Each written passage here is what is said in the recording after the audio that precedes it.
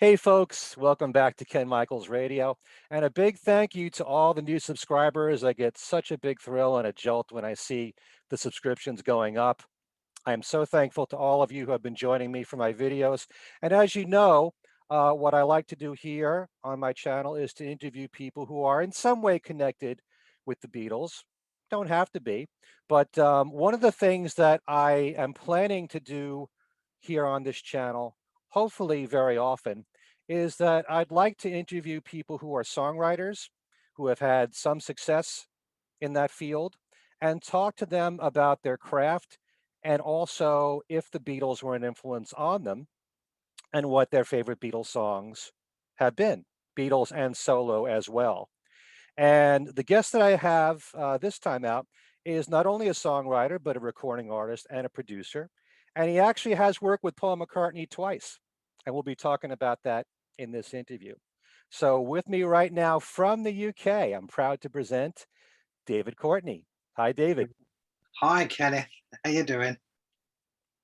We're going to talk about your career and especially the success that you've had with certain songs, especially songs that you wrote with Leo Sayer, because we Mhm. had some big hits here in the US with those songs. But let's just start with talking about your earliest beginnings and the artists that you heard growing up as a child, and who were your influences in terms of songwriting back Right, then. yeah, well, yeah, I'm lucky to, and I say lucky because I do feel privileged to have been along that journey there from the early days of when rock and roll was first introduced, and I was a kid, and then letting that washing over me. It was a magnificent time in my life, and one that really set the pattern for the journey that I was going to go on.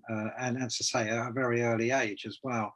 Hmm. And that would have really started with I guess, when you go right away back to Bill Haley and Elvis Presley and Lonnie Donegan in particular, because we always felt that, although there was this sort of this skiffle thing going on, but it had been the first time we'd heard anything like that, and it really it showed the way forward for bands as well. With that sort of the rhythmic thing that Lonnie Donegan had going there, it Hmm. really inspired.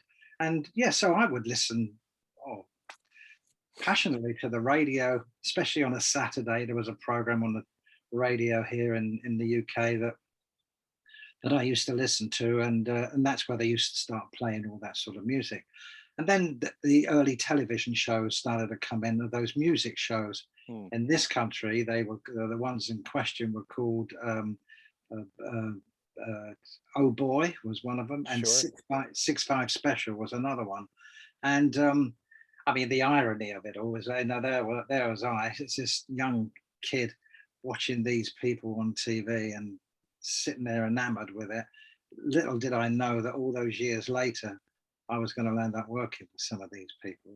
It's been quite a journey, and so that's a big thrill in itself. Do you see your dream come true, really, basically? And so those early days really set the pattern. And the first big opportunity for me was as a kid at school, and like many others, the same was where you meet with your mates, and you form a band, just as like John and Paul did, Hmm. back in their early days in Liverpool. I did it in my hometown of Brighton, and my best mate, who's still my best mate to this day, is a guy called Peter Hall, and together we formed a band, and we had that decision of, like, because we weren't musicians, that, well, what are you going to do, and what am I going to do? And so he decided that he wanted to be a guitarist, and I said, my thing's always been as a drummer, and that Uh-huh. that was it. I always had rhythm in me. I knew that, as my my parents knew that as well, because I would constantly be banging on the table with knives and forks, and then driving them mad. Um, anyway, I decided the drums was for me, and he had the ability. He was a very clever boy to go and build his own electric guitar in the woodwork shop at school and converted a record deck into an amplifier. So he was Wow. so, yeah, he did it himself.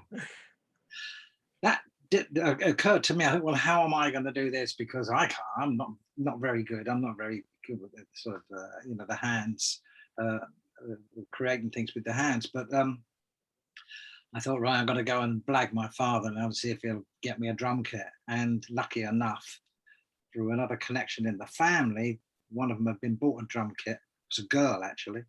And it's the last thing she wanted was a drum kit. But it was from my grandmother. And my father managed to negotiate with her for me to buy this drum kit. So I landed up with this drum kit, and that was the beginning of it for me. And I brought it home and started practicing, and to a lot of those early records, and particularly back in about 61, 62 was when I first heard the Beatles, and that would influence me. Ringo, I've always said this and always will say, probably one of the best drummers in the world. He's not a fantastic technician, but you'll never meet a more rock solid drummer. And and drums and bass are the foundation of any great band. And when you've got a bass player like Paul McCartney and you've got a drummer like Ringo Starr, there's your bedrock right there. So I was very heavily influenced by Ringo's drumming. So but my mother wasn't. I wanted the kit out of the house very quickly. So anyway, the short of it was that we landed up getting more people involved with the band, and that first band unit was starting to get gigs, and again in youth clubs and things like that. Those very early days of learning your craft. So that was the real beginning for me of my road to music, and my passion for music had been there since day one. My passion for music, for girls, and for football, they were the three things in my life, in whatever order you want to put them. So as that evolved, and the band did change members, and my best mate P, he landed up leaving, because I think as it progressed, I was progressing more on this journey than he was. So others were then coming in, and like they say, if you want to get good at what your particular craft is, play with people that are better than you, because that way you'll learn. If you're going to go and learn to play tennis, don't go and play with somebody who's on the equal to you, because you're never going to progress. Right. You need to go and play better. So that's exactly what happened in the band, and different members came in, and better musicians as it went along, and it was my band, so I had some control over it. So even though I was a young kid, and I left school at 14 years of age, so I was on the road by the time I was 15 and a half, and the band had gone professional. By the time I was 16, I was professional, and that was my living. So from a 16-year-old kid, that was my life, and has been ever since. And you probably know this. I'm sure we talked about it before. I've got my autobiography out, and a lot of this is obviously reflected in that. Music and personal life, and that during all those years. So it's I've been revisiting all of that in very sort of great clarity, because when you come to do your research, you relive it. And the wonderful thing about music is that it's a time machine, and as soon as I put one of the records on to remind me of something that I want to write about, I'm transported back there. So and that happens with other people's music as well, in particular the Beatles. It's those early days, and the first break of any sort of semi-success was when we got signed by Polygram Records in the UK, and we cut a record, and we had a single out, and we were touring in various clubs and things around the circuit to promote the record. And I remember very clearly on the same label as us was this little band these guys were originally from England, then they moved to Australia, and then they came back, and they were called the Bee Gees. Wow. And we were on the same label as them, and I remember distinctly being just as a little story, being backstage waiting to go on with my band and looking across the stage to the other side of the wings, to the other end of the stage. They were standing there and they were going to go on after us. And at that point, I'd been out and I'd bought. Do you remember those glasses like Lennon used to wear? Those little Sure. square, yeah, The- they were pretty cool at the time. Yeah, I'm the only one with these. And I looked over, there's Robin Gibb wearing the same thing. It was like two women who've got the same dress on. And it was like the look of daggers in each other's eyes. Like, how dare you? You know, I thought I was coming with it. Lucky enough, we were on before him. So I think I may have stole his thunder. And their Let- record that they were promoting at the time was called Spicks and Specks. Sure. But that again, that didn't really do that great. It wasn't the one that launched them, you know. But it was funny, you know, because you encounter people on your journey. And I've had many, many of these sort of encounters with different people over the years. Certainly Let, as a producer and that. And let me just yeah, backtrack a little bit here, because when you were sure. talking about Ringo as a drummer, the style that he has, which is really just to concentrate on the song, not Mhm, overtake the song, mhm. just complement where it's necessary with the fills, although he did so much inventive drumming in the Beatles, no doubt about it. Is that the kind of drumming that you admire the most? Or do you kind of follow a lot of the drummers that like to improvise and do solos a lot? Well, no, I think first of all, where Ringo is concerned, yeah, to me, he's the perfect one because I always, as a drummer, I always used to try and just keep that beat, you know, keep that steady rhythm there, and then when you do a fill, I mean, in Ringo's case, when he would do a fill, you know, his fills weren't just the normal type of fill. There was nothing overly technical about them, but what they were like, they were also they were almost like a melody unto themselves. When you Hmm. listen to some of those films, like even in Day and a Life, in this sort of the deep toms that he hits, Right, and you listen to the pattern of that, he totally complements exactly what is happening musically. He's not there just to like, okay, it's time for a fill. right. uh, that's the way I read it, and that's the way I've always read it. So I know I've worked with many of these guys over the years, here and in your country, in America. You know, I lived in LA for 7 years and worked there in the studios with some of the best musicians in the world, and amongst which were some brilliant drummers like Steve Porcaro Mm, and these sort of guys. And um, you know, and I admire the technical ability a lot. But for me, you know, it was that real rock steady thing of Ringo. The other one who was a great influence with the way he would hit a drum, and again, brilliant drummer, was John Bonham of Led mhm. Zeppelin. I've never heard anybody play as loud as John Bonham. And when he hit the snare drum, his hand would start from up here somewhere coming down, you know. Yeah, Um, a lot of drummers are all like right close up, you know, but he was like that, you know, yeah. magnificent. Um, so yeah, you know, it was yeah. When it comes to that, that's why I hold Ringo in such high regard because of that. It certainly influenced me, and you know, I later became a composer. At that stage of my life, I wasn't a composer. I didn't play any instrument other than the drums, and as I always say, you know, you can't write too many songs on a drum kit. So so it was like a natural progression for me to get this other part of me out of there. That once I left the drum part of it in my life behind. Hmm. At what point did you start writing songs? And when you look at your career overall now, do you think of yourself first as a songwriter, a recording artist, or as a producer? And what's most important to you? Too many Oh questions all at once. no, not really. No, no, it comes easy for me to answer that because I would say it comes as a composer first. Because when you when you write a song, yeah, you, good, bad, or indifferent, you know, you're creating something there that is quite special and unique to you. You know, it's without trying to sound corny, it's almost like you're giving birth, you know, Hmm. and if I was a man is concerned anyway, and it becomes like your child, you know.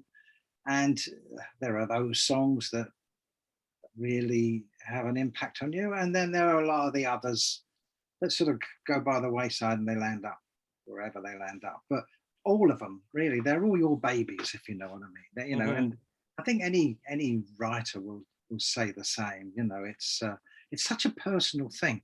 And when you collaborate with someone else, like I did with Leo, it becomes a bit like a marriage, you know. And again, it would have been with Lennon, McCartney, and the Gibbs, and etc. And I've never really collaborated with a lot of people as writers because I do find that sort of personal thing. I'm not a jobbing writer. You know, they can't say, oh, "Can you go in and write a rock song for da da da da da da," like that?" You know, and you go, "Okay, I'll go to work now and do it," and plot it out. That's never been the case for me, and it never will be because I just don't relate to that. I have to feel it, and the other thing, just to say to you as a writer, when I've lived in various places, I say LA, I lived in Australia for 3 years, and of course, a greater part of my life has obviously been in the UK. But in every case, wherever I've lived and I've had a studio, or if it's a room in a house, I've always been conscious of never really wanting an environment where it has windows. And that is because I want to create my own world when I'm in there. See, so if I've got a window and a bird flies by, you know, that's a distraction to me. Yeah, A lot of people say, "Oh, isn't that inspiring? And there's a little birdie that is fly by." No, no. When I go in there, I lock myself into this world, whatever that world may be. And then I tend to write in a more theatrical way because I'm living that. I'm living in that world without any other distractions. So to me, I like studios because they don't have windows. And of course, most of the big recording studios, you don't have windows in them, do you? You know, so yeah. it's keeping that focus. Yeah. It's funny you use the word theatrical because when I think of Mhm. the songs with Leo Sayer, that kind of theatrical Very, to yeah. me, and we'll touch upon that in a little bit. But since you're Okay. talking about songwriting, can you cite certain examples of the Beatles' works as songwriters that you've greatly admired, or certain songs that might have influenced any of your songs? Yeah. Right. Well, let's start with them, I guess. Really, the early days, probably less so in terms of the songs. It was the whole arrival of something completely new. And of course, they were totally responsible in our country for introducing all those great black acts in America to Hmm. the UK. We'd never heard anything like that before. And their interpretations of those songs, like Mr. Moonlight and Money and all those, we'd never heard anything like this before. You They had wouldn't you sought wouldn't that. give the Rolling Stones credit or the Animals or Well, any of the. they came a little bit after the Beatles. You see, now that Yeah. I mean, the Beatles wrote their first song, didn't they? Or "I Want to Hold You, I Want to Be Your Man." Um, Maybe their first or second. Not Fade Away was a great record. Um, it's All Over Now. I remember in particular was a great riff. They always have great riffs. The Stones, Hmm. little bluesy R&B riffs. That's what got it off. But there was always Team Rolling Stones and Team Beatles. So there was that divide there always. With you and your mates. Where the Beatles are concerned, the first records that started to really resonate with me would have been those early ones in what would have been well, with the Beatles they still were recording cover. There were still covers on that album. Yeah, well, even through Beatles for Sale, they did six Beatles for covers, Sale, and there was some you as well. know, and there's a Yeah, couple on Help. So even through 65, they still were yes, they doing were many they were covers. continuing. Yeah, Yeah. absolutely. And of course, Help was that was quite something. I mean, that was so unique. Hearing that Help, it was Hmm. the whole structure of it all. Um, and by the way, when we get to talk to about it a bit later, I mean, the guy that I worked with very closely on my solo albums was a guy called Geoff Emerick, who engineered Sure. all of it. So Uh-huh. we can talk about that a bit later. Um, yes, so it was that. I'd say the album that really tipped it over, and probably everybody will say the same here, is Revolver. I mean, that was completely revolutionary. Never heard anything like that before. Hmm. The experimentation started to take place. Oh, They'd sure. come from these four mock tops going out there, and I saw them twice, live twice in Brighton. You couldn't hear anything, it was just screams. It Uh-huh. was what you saw, the curtains open, you heard the opening bars to Twist and Shout, and I think the rest of it was just screams. So, but to be in the presence was something magical, obviously. So yeah, Revolver, great, brilliant album. The album cover alone was something quite extraordinary. That was the Klaus Voormann album. Sure. Cover. Yep. Yeah. And yeah, I mean, Eleanor Rigby and God, I mean, what a beautiful song. I mean, magnificent song. And Here, There, and Everywhere. If you could write a song and a melody like Here, There, and Everywhere every day, you'd be a happy bunny, wouldn't you? I mean, really. But the other ones that started to really really hit me were probably B-sides, if more than it was like Baby You're a Rich Man. I remember that having a great influence on me. Baby You're a Rich Man. I love that. Because well, what particular?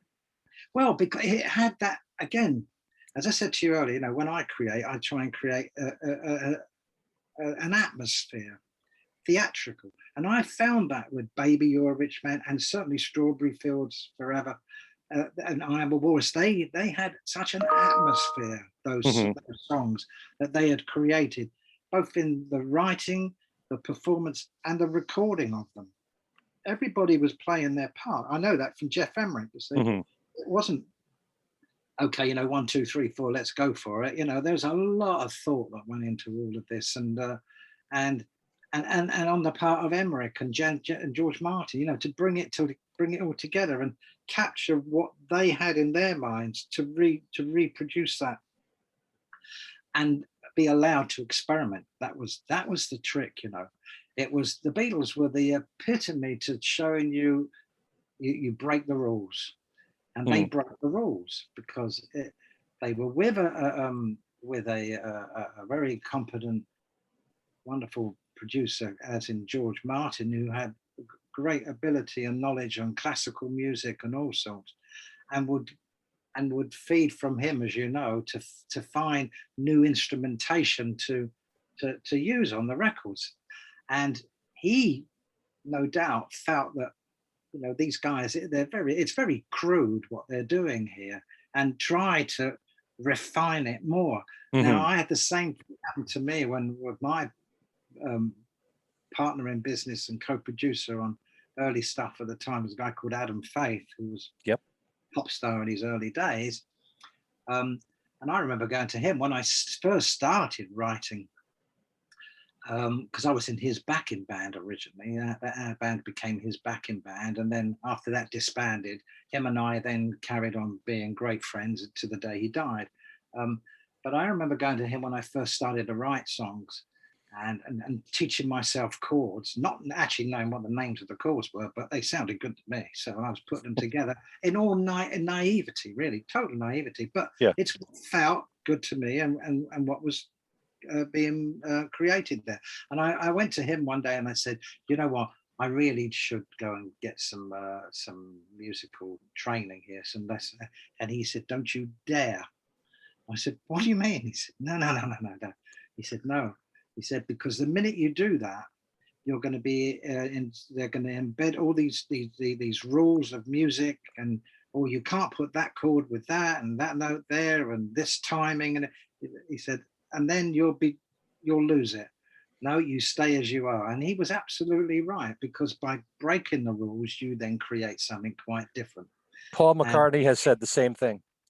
You know, he's been asked the question, did you ever want to take up music theory or training of any kind? And he was afraid for that reason.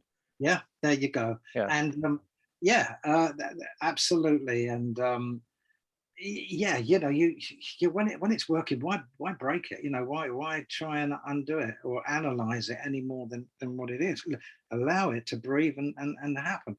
And as a producer, I used to come across that quite a lot when I was presenting the songs to the musicians to play, and say, look, here's the song, here's the basis of it, and I'd be playing it on the piano, and I always played the piano like I play a drum kit, you know, very rhythmically with it, you know. So I'm not a great pianist by any means, you know.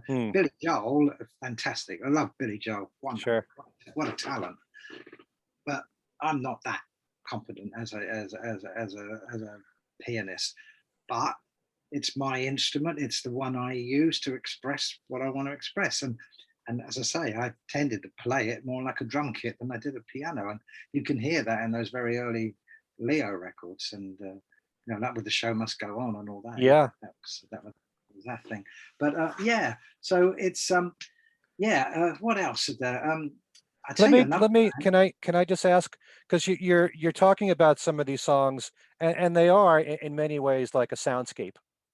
When you think Yes, about it, I Am the yes, Walrus, Strawberry Fields Forever. absolutely. You Yeah. know, when it comes to looking at the Beatles' work, or any artist for that matter, is the song composition the most important thing, or is the overall experience just as important with the production and the arrangement? Well, first thing you have to say to yourself is that a great song should be able to be recognized as a great song, even if it's just a piano and voice. Really, I Mm, mean that's really where it starts, because you know I don't want to use a term that they often use in the record industry when they're talking about how you make something out of nothing. But yeah, I mean it's got to start there, and then make sure that whether you're the producer or you're working with another producer, that they then they take that and capture that and then enhance on it, but don't interfere with it too much. Don't overly do it. And I guess a classic example of that probably would have been, and you've heard it said many times, was with Long and Winding Road. hmm When with Paul's original, which is just with the piano and stuff like that, and then Spector came in and put this choir and everything on it. I think it freaked him out. Um, I actually love it. I love that arrangement well, myself. Yeah, I think there's two different approaches there, yeah, and you can appreciate both of them. yeah.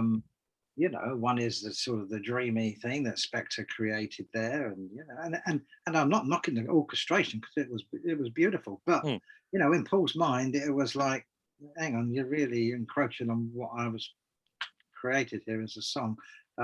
But what a beautiful song! And then when you hear Ray Charles sing that same song, mm, the wonderful Ray Charles, yep. let's just say they're brilliant songs. So it has to start with the song, and then who's singing it. It's you that's singing it, or it's another singer that's singing. Are they going to do it justice? I mean, I'll give you another great example of somebody I also became friendly with, as mad as a hatter as he was, but brilliant, was Harry Nilsson. And the Okay, Beatles held him in very high regard. And I sure. hung out with Harry, and his stuff that influenced me a lot. His very very early stuff, and the Fred Neil songs and Everybody's Talking and all that. hmm But Nilsson, yeah, he had something so different and so unique, and the Beatles picked up on that. But if you remember what he did you ever hear the original version of Without You, which was Oh, made by sure. From Badfinger. Yeah, Yeah, which yeah, was under the Beatles umbrella, weren't they? yeah. They never released it as a single, but when that production of that, and how Harry interpreted that song, Mm, how that you couldn't, you can't question it, can you? It's brilliant. yeah. So, but again, as I say, it all has to start with the song. Um, and of course, you go back in time, you go back to things like Benny King, with Stand By Me and all that, I mean, what a great song. And that just played on a guitar. I mean, in fact, Lennon did a version of it, didn't he, as well? Sure. But, Great version. Yeah. yeah, so yeah, the production has got to is an embellishment, and it's got to enhance, but it's got to capture what the spirit of that song is all about. hmm But you can't have it the other way around, because all you're going to land up with is just, you know, you miss the point. Yeah. You and I are in absolute agreement there. Because I always say part of the reason why the Beatles catalog has endured is because they're great songs first. Yeah, Even though the Beatles brought so much to their own recordings, if they weren't great songs to begin with, it yeah, wouldn't matter how great a bass line Paul gave to a song or what drum fills Ringo had. It wouldn't make any difference at all. That's just the way no, that I feel. But, absolutely. And in McCartney's case, again, I would have to say he's probably one of the best bass players in the world, if in my estimation. Hmm. Man doesn't just play a bass guitar; it's a melody. It's total melodies that he plays on the. I mean, I don't think people really acknowledge that as much as they probably should do. You know, because it's always. Do you remember that there was always the thing about with Motown? So you take the bass off of a Motown record, and it's pretty flat. There's not not a lot going on. The bass Yeah. really lifted the whole thing. You take Paul's bass off a lot of the Beatles stuff, I think you're going to have quite a big hole there, real big hole Well, there. he played it like a lead guitar. It was like Exactly a right. counter melody, you know? Exactly. It's extraordinary, extraordinary. But hey, there you go. So yeah, I'll tell you another band I really liked. Do you remember the Easy Beats in the Sure. American Friday on My Australia? Mind. Yeah. Yeah, the Angus and what was it? Yeah, those guys. Yeah, Friday on My Mind. What a brilliant track that was. That Hmm. really influenced me, and I liked some of the other stuff that they did. Like the music goes around my head, and another one called "Come In, You Get Pneumonia." They're very experimental again, and they landed up AC/DC, haven't they? After all the, that's Sure. where Yeah. their career took them. But yeah, brilliant stuff. And somebody I mentioned to you earlier on, who's a friend, John Sebastian, Loving Mm. Spoonful. Hmm. Great writers again, great writer. And again, when you listen to Loving Spoonful, it was an atmosphere. They created an atmosphere around their music. Yeah. Jug band music and all that. It was something quite extraordinary. We'd never heard anything like that over here before. And these are the guys. This is yeah. It's a magical thing when you create a sound that's very much your own and nobody else sounds like you, whether you're a solo artist or whether you're a group. So yeah, And you I could. think we managed to that came about with us with Leo because when I discovered him when he was in a little band and I held auditions in Brighton. I'd come out of being in a band by then. It had sort of had its done run its course, and I came back into normal life, so to speak, uh, um, and decided to go on the other side of the tracks and look for talent. Hmm. And I still even didn't have much with the idea of writing at that point. It was starting to come about, but not completely. I was sort of playing the entrepreneur at that point in my life, and I discovered him in this band. His real name was Gerard Sayer, and the band were called Patches. And I held auditions in Brighton, and out of about the 50 acts that I listened to that day, and again, it was a boiling hot day like today, and I was in a theatre, and they were about act number 45 or something. So by then I'd had a migraine, as you can imagine. Mm. But when I heard that voice, his voice, I knew right there and then I discovered something. I'd Yeah. like to think that when George Martin first heard the Beatles, that he would have felt the same, but I don't think he did. Not he knew there was something, but it wasn't like, oh, bang over the head. Wow. Hmm. I mean, they've been turned down by every record company in the country by then. Sure. Um, and with Leo, yeah, so I heard that voice. And then, as I say, it was very shortly thereafter I'd started to write, and I wrote probably was one of my first songs on piano. And the song, ironically enough, was called Living in America, way before James Brown had done Mm. it, or he'd written the song of the same title. And that was the song we ended up recording with the band, Living in America, and was the first single.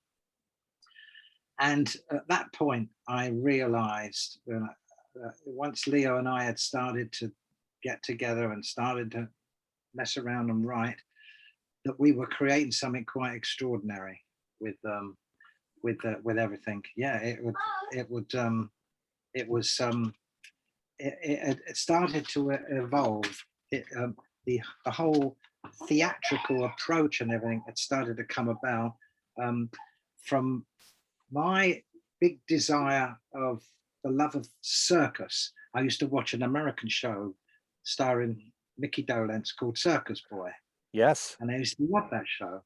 I don't know why, but I had this great fascination for the clowns and the whole atmosphere of it.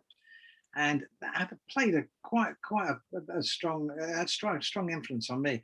And that's what encouraged me to write the song originally of The Show Must Go On. And then the concept started to evolve, and we got Leo and we dressed him as a period clown and for that first album called Silverbird. Uh-huh. And then the music that we were writing, the songs we were writing were very theatrical. His lyrics were very biographical. And my approach to the songs, again, as I say, with the piano, was very percussive. But then there were a lot of these sort of the minors coming into it. So it gave it that sort of slightly darkish sort of feel to it. And as I say, things like Strawberry Fields would have had a great influence on me in that regard, because of the theatrics that you hear in a song like Strawberry Fields and Walrus. And it's that really played quite an important part to me in my writing. And then Adam, who was co-producer with these records with me, he saw exactly the same thing. And then he did what George Martin did for the Beatles, he did for me, because he introduced me to classical music. And I started to listen to things like Sibelius and all that. And then it really influenced me a lot more. And I could hear that's how these things would come to play. And on that first album, the guy who did all the scoring for that was a man called Dal Newman. Yep. And Dal, as you probably know, he did all Cat Stevens, the Tifo Tillerman and all those. And he did most wonderful scores for us. And the song of that first album that really still holds a very, very strong place in my heart is the last track on the album, called Why Is Everybody Going Home? If you listen to that, you can hear it on YouTube, I believe. And I just remember the day of being in the studio when I was going to witness, for the first time in my life, being in the flesh there with an orchestra. I'd never experienced that up to that point. It always been just musicians, the guitarists, etc. But I was going to experience, because it was one of the first tracks that we actually laid the orchestra on. So I was there with Adam that day, and and I think about it now. As we started up, and then I heard this arrangement and the back track that we'd recorded, and they were playing to it. And it was that song, Why Is Everybody Going Home? And believe me, I thought I could have died and gone to heaven right there. For me, that was it. I thought, it's nothing to do with money. It was all to do with the passion and the love of it, of what you created in particular. And that did it for me. It was like that real big light bulb that went, It's an amazing experience when you create something from scratch and then you see the finished product. And even, you don't know in the very beginning how the whole thing's going to evolve and how it's going to finish. And to have an orchestra, Well, I was just going to say, though, although you said that, and I have to steal the words here from Steven Spielberg, and that is, when he comes to make a movie, he's already made the movie in his head. And I do feel like that, when I'm writing, I'm not just writing the song. I can hear how this should be played out. That's not to say that I ever, as a producer, I've dictated to musicians to say, play it like this, play it like that, do this, do that. You give them the freedom, because that's when you'll get magic. If you allow them the freedom and don't dictate to them, they will come, and they're magic. I guess a good example of that, as I understand it, and I'm sure you would agree here, would be with, say, Baker Street. When you listen to that sax part, you take that sax off Baker Street, it's not the same song, is it? No. It's not. Now, whether Jerry had that riff or Ravs Ravencross did it, I don't know. I wasn't there. I worked with his partner. I did 2 albums with Joe Egan, who was the other half of Steele as well. Right. So, but again, Joe wasn't in the studio when that happened, because they'd split by then. But that's it really. Of how a production can enhance a song, and orchestration like that on that particular song. You'll hear what I'm talking about. Yeah. Why is everybody going home? Yeah. Can we just talk a little bit more about The Show Must Go On? Because here in the United States, it was a massive hit for Three Dog Night. Yes. And how did that happen? How did they get to record the song? They had the Three Dog, as you know, they were a big band, and they had the the knack of recognizing, I think it was them, or it might have been a producer, hearing a great song and saying we should cover that song, and they did it with a number of songs, didn't they? They also covered One Man Band. Yeah, I believe so. Yeah, I've never heard it. Oh, okay. I It's must. I good. must I like both versions. Yeah, really. But having been brought up on, because Roger Daltrey, we wrote it for Roger Daltrey originally. yeah, okay. But yeah, so they chose to cover The Show Must Go On, and it upset Leo at the time because the obvious reason you think would be that because it was interfering with us launching his career in America at that point, that they were coming with the song before we did. And yet that wasn't really the case. The case was he got upset because if you know the lyric, although the song is called The Show Must Go On, which is the old showbiz saying, he sings, but I won't let the show go on. And Three Dog Night sing, we must let the show go on. And he really got upset about that because he said, they're missing the whole point of the song. That's not what I was trying to say. I was saying, I won't let the show go on. Yeah. Anyway, I said, well, it's America, Leo. They don't buy into the negative. They buy the positive. They drive forward with the positive.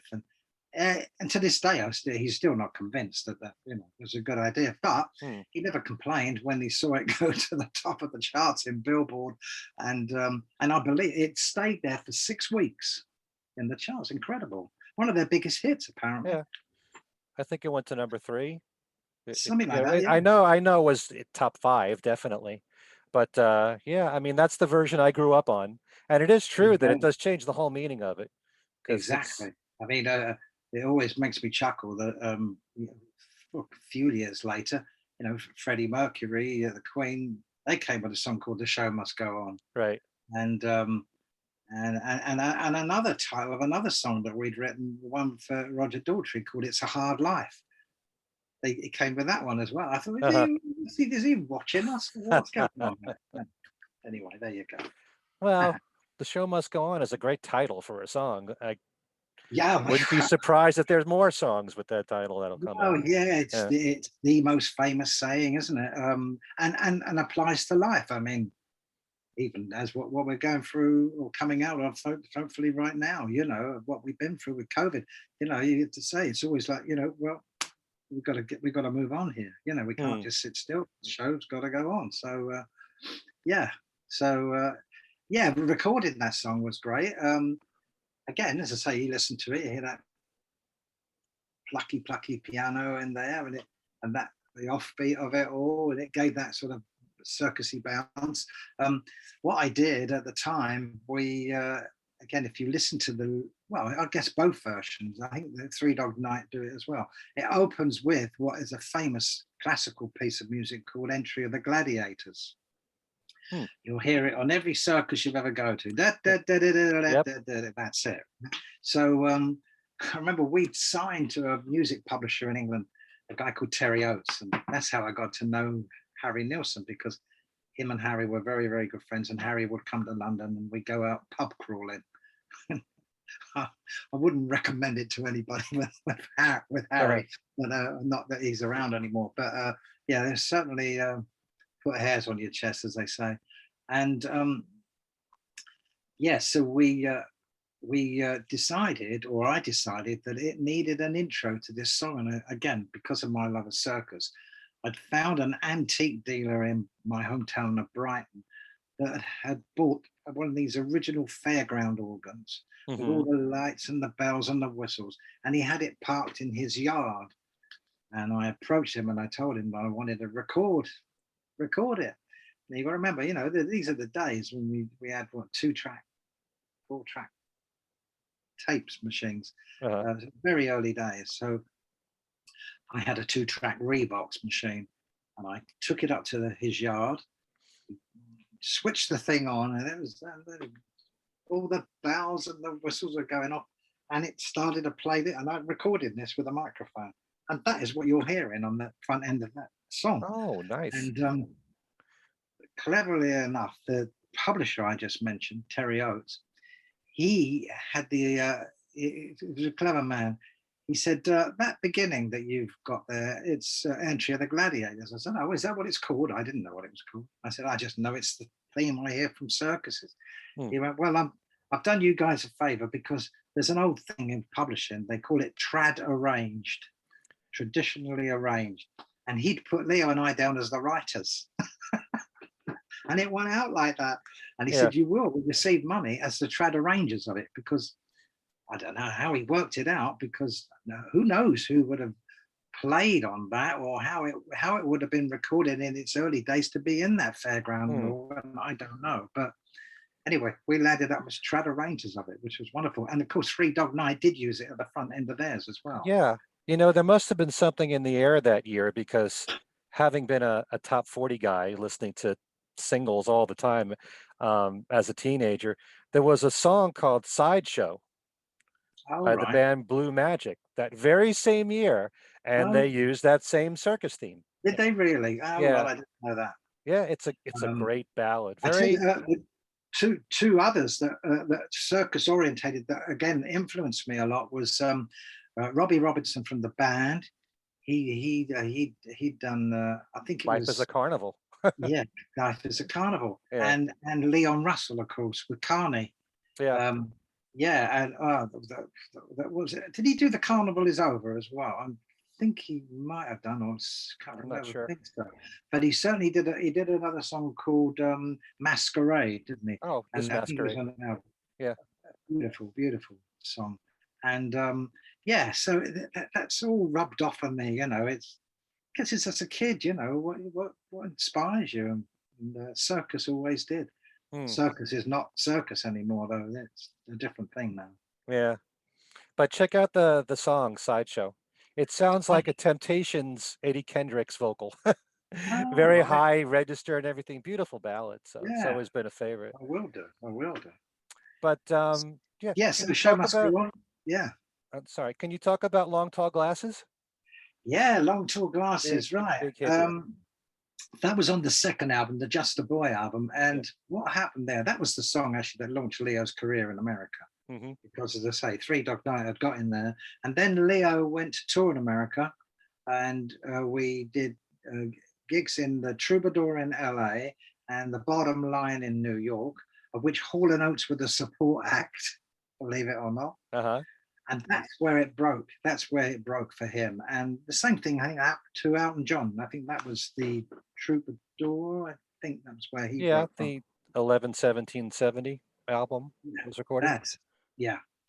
And so Long Tall Glasses was on the second album. Now the sort of influence behind that, or inspiration behind that song, not the lyrics of it. That was always Leo did the lyrics. I've come up with a line here and a line there, maybe just to kick the thing off. When I was writing the melodies, I'd be writing the melodies at night, and he'd come the next morning, and I'd present to him, hey, look, I've got this one.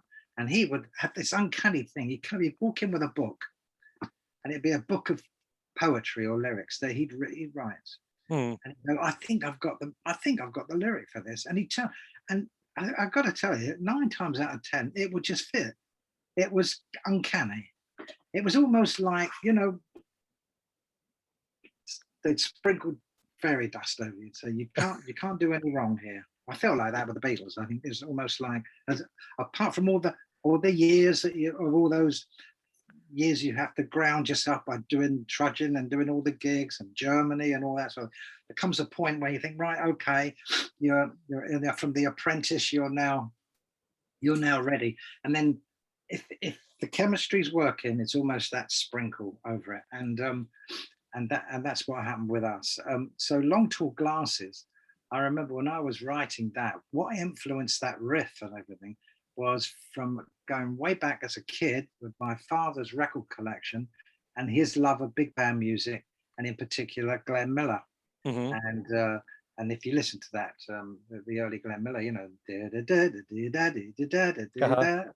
that's what influenced me to write Long Tall Glasses. And like wrote it in a rock riff, and that's how I did it. And then Leo, when he heard it, what inspired him lyrically was Chapman, and that whole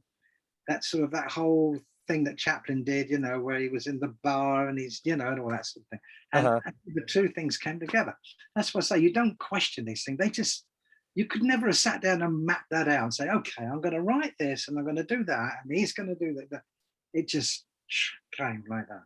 So with the Glenn Miller, I think at least what you're trying to say, at least I interpret it, is that these wide intervals, in the notes, I can't dance, you're going to, a big wide jump Yeah. there that's coming from the Glenn Miller stuff. Yeah, well, he had that influence. Again, we're going to revert to another Beatle inspiring track would be Lady Madonna. That I thought was magnificent. I mean, that whole piano thing, that boogie thing going on there. Oh yeah, that did it for me. I loved that. That was influenced by another record, Bad Penny Blues, which it was around 1950, and George Martin produced it. Oh really? There you go. Trying to remember the artist though. I don't know whether Paul played piano or George played piano on that. I don't know. On Lady Madonna? Yeah. Oh, that was Paul. I think it probably was Paul, wasn't it? Yeah, it's definitely Paul. Yeah, but Long Tall Glasses has always been a favorite of mine. I always kind of think of it as being very McCartney-esque. Yes, yeah, you see all of that. I probably didn't realize a lot of it at the time, although there'll be a lot of it I would carry through. I mean, when we came to do the Roger Daltrey album, which there's a whole story I talk about in my book of why it never, it was on its way to becoming a huge album in America, and it got pulled. And there's a whole story that I talk about in my book, which was a pretty disturbing story of why it got pulled and what happened. And which was a heartbreaking thing at the time, because you're seeing this thing starting to go like that, and they pull it. But the song on the hit song from that album, we'd written the whole album for Roger, was a song called "Giving It All Away." Great song. And that was quite Beatles influence, that song. And another one on that same album called "You Are Yourself." Again, you'll hear that sort of the little piano thing. That's me playing the piano in that, and yeah, that would have all been the thing. I mean, if you talk to Leo, he'll tell you that in those early days, when we first got together, say, oh, Dave was always very influenced by the likes of the Beatles and the Beach Boys. They were very, very paramount in my mind. Whereas he was much more left field. He was into things like Captain Beefheart and Bob Dylan. Huh. But then you go, see, that's where the magic happened, because we were two different poles.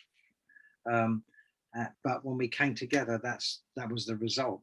It was like a recipe, wasn't it? And there's the hard and the soft and all that. Again, the Lennon, the McCartney thing. And I know they wrote many of them on their own and all that. But even so, there's that chemistry you get, and you don't question it at the time. It just seems to happen, So it's you can produce something quite extraordinary. Now that Roger Daltrey album, wasn't it mixed at Apple Studios? Yeah, what happened there?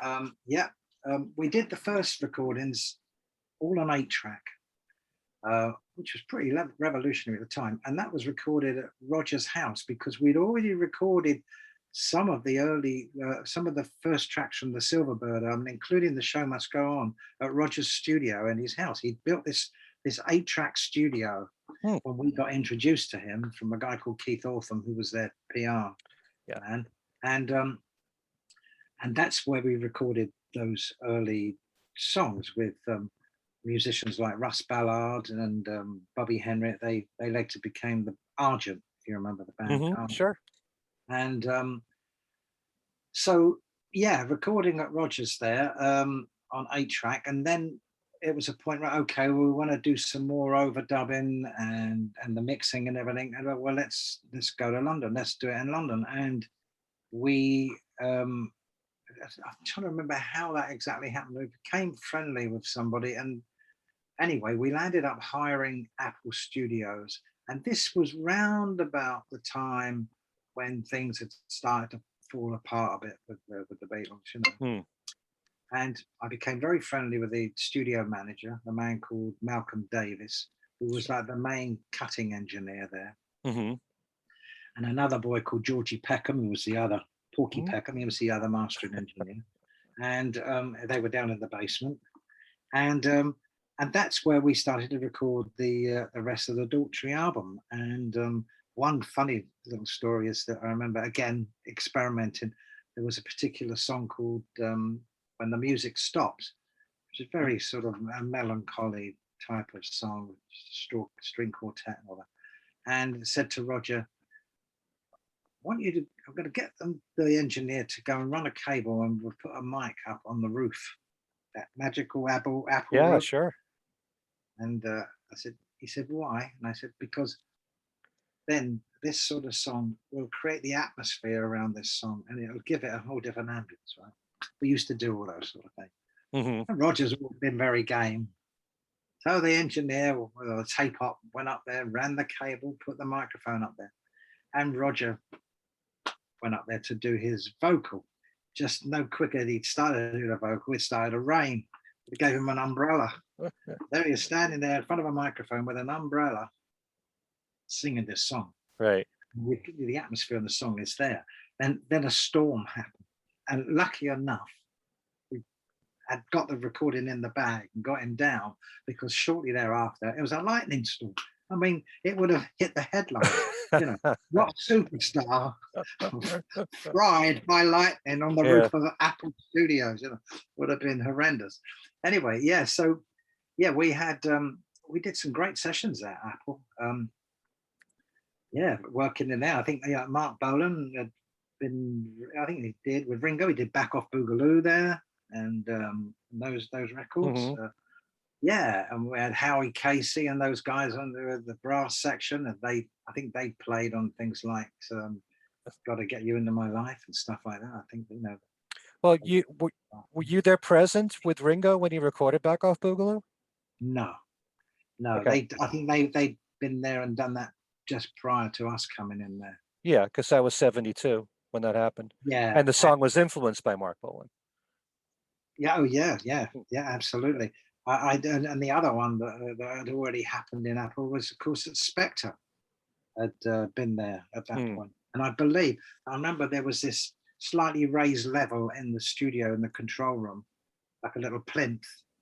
Yeah. And I think I was told that I don't know under what influence he would have been, but he fell off the chair or something and fell off this plinth and.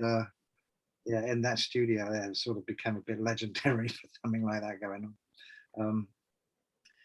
We got up to other antiques in that studio. Again, I talk about it in my book that later got replayed out, much to that I didn't realize at the time, in a film that Adam did with David Essex called Stardust, and Ringo did the predecessor called That'll Be the Day. Right.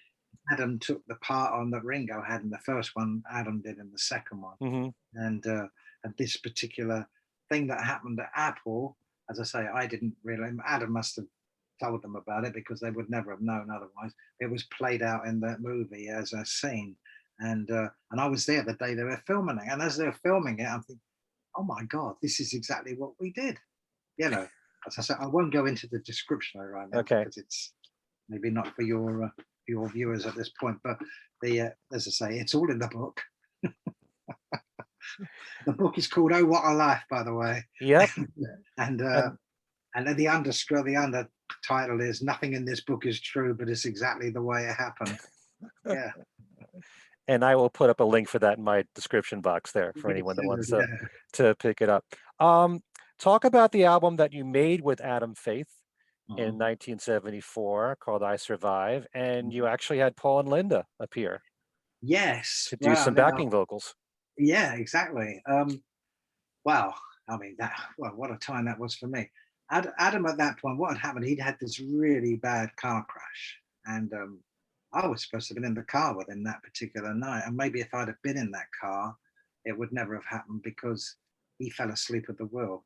Whereas if I'd have been in the car, and I was usually with him on most of those journeys to these different gigs for Leo, we would have been chatting and that, so I always felt a little bit guilty about that. But anyway, I chose not to go this particular night, and got awoken in early hours of the morning to be told about this car crash. And he was pretty bad, I have to say.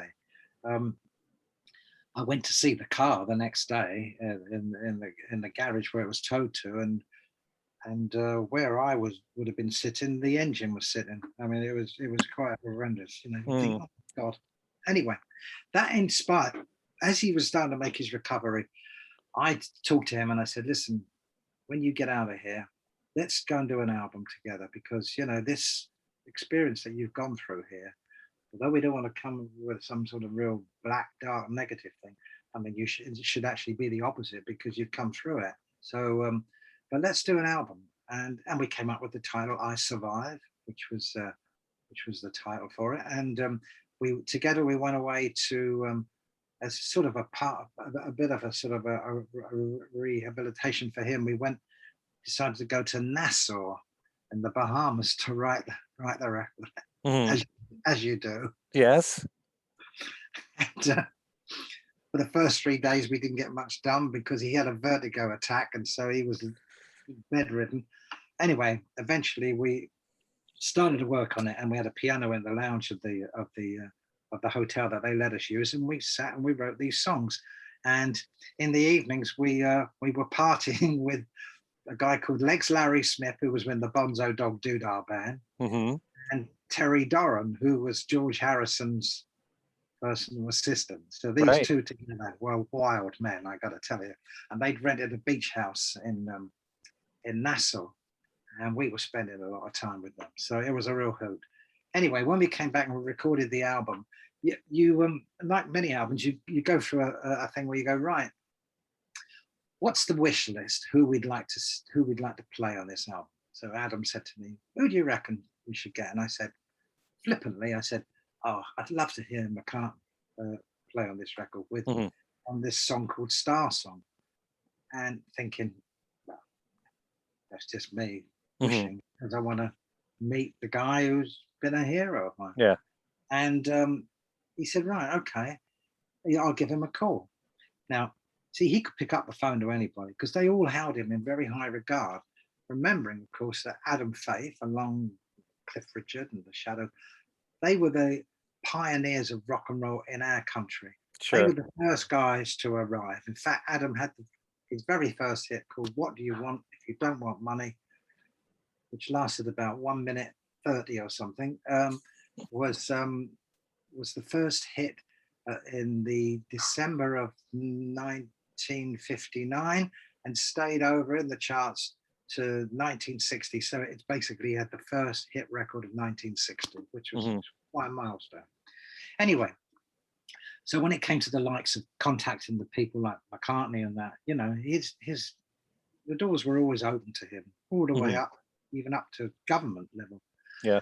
And he phoned Paul, and he arranged with Paul and Linda to have dinner with him and his wife Jackie at a place called the RAC Club in London, one of these real old stuffy clubs with all the marble pillars, and it's a gentleman's club, and it's something that you'd seen in those old movies and thinking, oh my God, you know, do people really live like that? Anyway, he was a member there. I used to go there with him sometimes to go swimming. But it's a very stuffy place, and women were only ever allowed in the lounge as visitors when they came. Anyway, he arranged dinner, and that's where they had their dinner. And they're sitting in this, after dinner, they're sitting in this lounge area, which was a huge room, and they were the only 4 people in the room. And at the far end of the room was a stage, and on the stage was a big grand piano and a portrait of the Queen. And Adam turned around. He hadn't asked him about recording, coming and working on the album yet. I think Paul was there because he was fascinated by Adam and held him in very high regard as I say, one of the early pop stars. And his wife Jackie, by the way, she was in Hard Day's Night. She was one of the dancers, and so she was dating George for 5 seconds. Wow, I didn't know that. She's one of the girls that you see in the. You know, when they're going up the staircase and that scene, and the girls are coming down with the feathers and all that. She was one of them. Okay.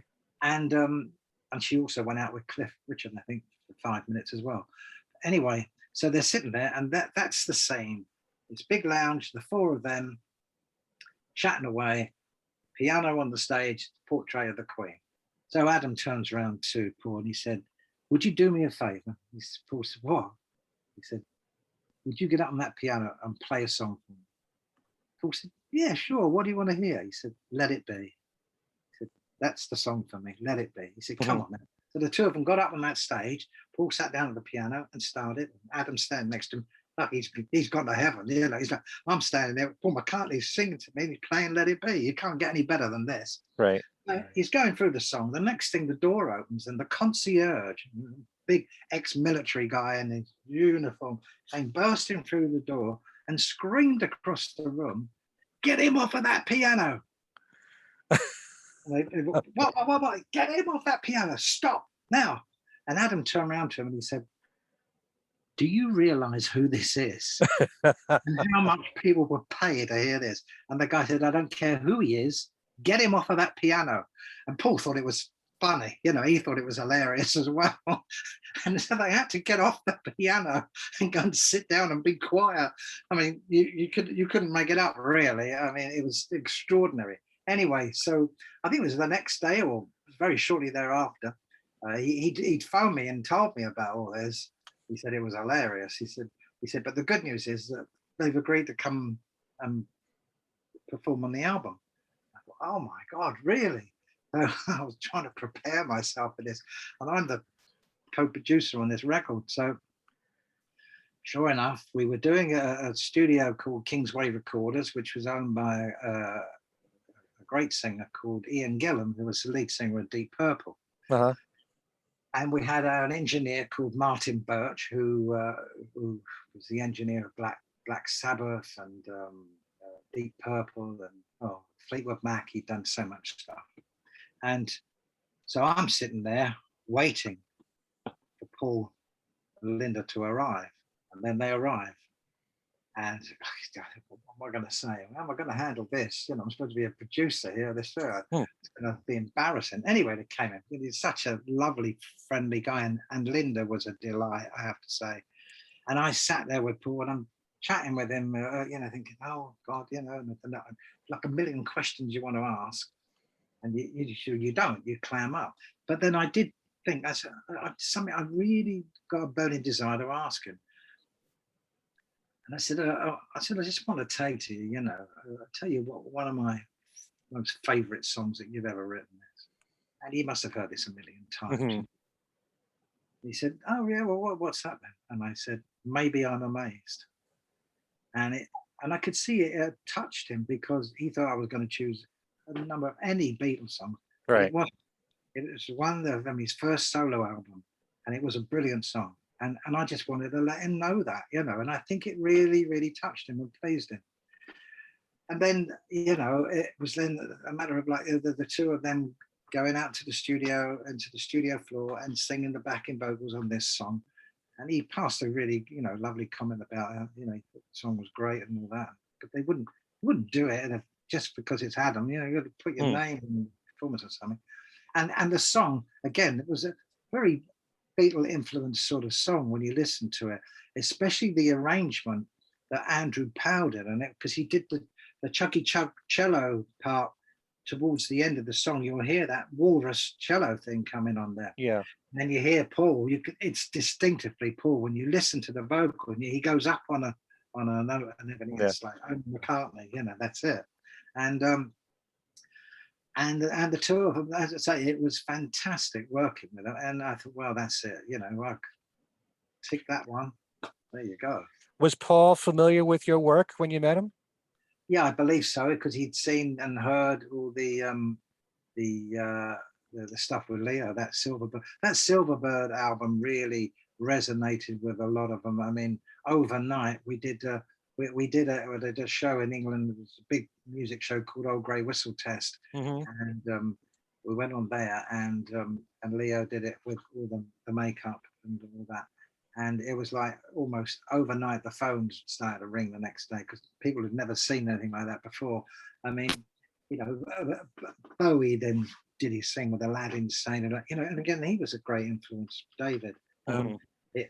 it was that period of time, and it wasn't just the fact that the guy was looking like a perio mime artist. It was the vocal and the music. The whole package came together, and it was quite extraordinary and quite theatrical. So we got praised enormously, front cover of the newspapers. This is going to be the big star of 1974, Leo Sayer, da da da da da. And so Paul would have been would have known that. And also the Daltrey album, which was a Yeah. big hit in this country and in Europe. And he would have been aware of like giving it all away and those songs. So yeah, so obviously he had enough respect for me to come and do this as well. So. That's great. Now you worked with Paul another time, combining forces with Roger. It was Roger did another album after the Daltrey album, and funny enough, it was Russ Ballard that produced it. It was called Ride a Rock Horse. I then did the third album, right, which was called One of the Boys. That's what I was referring to. Yeah, that's it. And that was star-studded, that album. We recorded it at Rampart Studios in Battersea in London, which was the studios owned by The Who. They built it, and it's quite funny at the time. This was really right at the beginning of that sort of punk era, with the Sex Pistols and that. And these bands going around spitting and all this sort of stuff, And a band had been in the night before we arrived there. And I remember The Who were having a meeting in the studio prior to the session that we were going to start with Roger. And they were complaining about this band that had been in there the night before and trashed the place. And I thought, coming from your mouth, this is the calling the kettle black there. Them all, breaking up instruments and everything. And I thought, this is fun. They've suddenly become corporate men in suits here. Yeah. Anyway, so we, as I say, the album was star-studded. So many musicians, great musicians on that album, including the likes of Eric Clapton, and even Keith Moon played on it, and Entwistle played on it, and Mick Ronson, Bowie, and Andy Fairweather. Anyway, Alvin Lee, the list goes on and on and on. And again, what happened there, I was co-producing that album with a guy called Tony Meehan. Right. Now, Tony was the original drummer in The Shadows. And again, as I say, as a kid, looking at those shows as a kid on there and seeing The Shadows, because they were a big influence to us instrumentally, as an instrumental band. And he was that drummer. And little did I know that years later I was going to be working with him. And in fact, I was in partnership with him at one point, and co-producing this record with him. And so Tony actually was friendly with Paul as well, because they lived very near each other. And we talked about it again, we're going to get to write songs, some of the songs other than stuff I'd put forward and that. And we decided that, I said to him, I've got a good contact here to get to the Bee Gees, because I think they could write a great song for Roger. So through a friend of mine who's owned a record label called Acrobat, who would work with Robert Stigwood, was very friendly with the Bee Gees. Sure. And he made the approach to them at the time, and asked Barry if they would write a song. And they were doing their demos at the Chateau, what became known as the Honky Chateau, as you probably know from Elton. Sure. Bowie recorded there, and they were there doing their demos for what turned out to be Saturday Night Fever. And one of the songs amongst the bunch, I'll get to the McCartney bit in a minute, but one of the songs they'd written was a song, or they were writing after I had a conversation with them. It was a song called Warm Ride. And I used to be on the phone to him practically every week saying, have you got the song finished now? Because we got these sessions, we've got to book everything. And he's, it's coming. Anyway, they finally delivered the song, and I got the tape of it, and I listened to it. I thought, oh my God, we got a hit here. Because at this point, no one had heard those songs that they'd done for Saturday Night Fever. The closest thing to it was their hit that they'd have with Aretha Martin, was Jive Talking. Was Okay. that's when they kicked a lot of that off. I think you'll find. Anyway, so when I heard this song "Warm Ride" and it had that same drum pattern as she got in "Staying Alive," this is it, and the Hmm. way that it moved, I thought, oh, this is perfect. So I said to Roger, "God, we got a hit here." And he said, "Oh yeah, what's it like?" I said, "Oh, you'll love this. Have a listen." So I put it on. He said, "Turn it off." I said, "Why?" He said, "I ain't gonna record that." I said, "What do you mean?" He said, it's a pop song. I called that. He said, that silly voice and everything. No, I'm not going to do it. I said, well, you don't have to sing it like that. He went, no, that was it. It wasn't macho enough for Roger. That I had the embarrassment of having to tell him that he wouldn't do it. I think, I can't remember his name. Was it Graham Bonnet or one of those had the hit with it in America? And Rare Earth, I think there was a band that may have recorded it and had the hit with it. Okay. Anyway, so that didn't work out very well. Anyway, so the other one was like asking Paul if he would write a song, and he agreed. Well, it's the double coup here. So the day came, and Paul came to the studio with his demo. Yep. The little cassette that he'd recorded in his front room on the lounge with the piano, and the kids in the background, and the dog barking, and the whole bit. And he would just be playing it. And the song was called Giddy. Mm-hmm. And as we know that I think he ended up doing a demo of it on RAM or something. I think Yeah, it was first called Road All Night, that's it. and all that they really had was what turned out to be the chorus of Giddy, That's it. and it was a Yeah, long jam. And it yeah, actually right. came out. It came out in Oh, 2012 did on it? Oh, right. there's an archival edition of RAM, Oh, and right. it was just Paul and Denny Sywell on the record. Oh, right. So Okay. jamming, yeah. Well, when he brought it to me, it was just him and a voice and the piano and the dog and the kids screaming. Um, so we played it down, and again, it was pretty raw, but it was McCartney and he's doing his thing. And he turned to me and Paul said, "Come on, let's go out in the studio and we'll work it out. We'll routine it." Hmm. Right, because obviously I'd met him before with the Adam sessions. Huh? Yeah.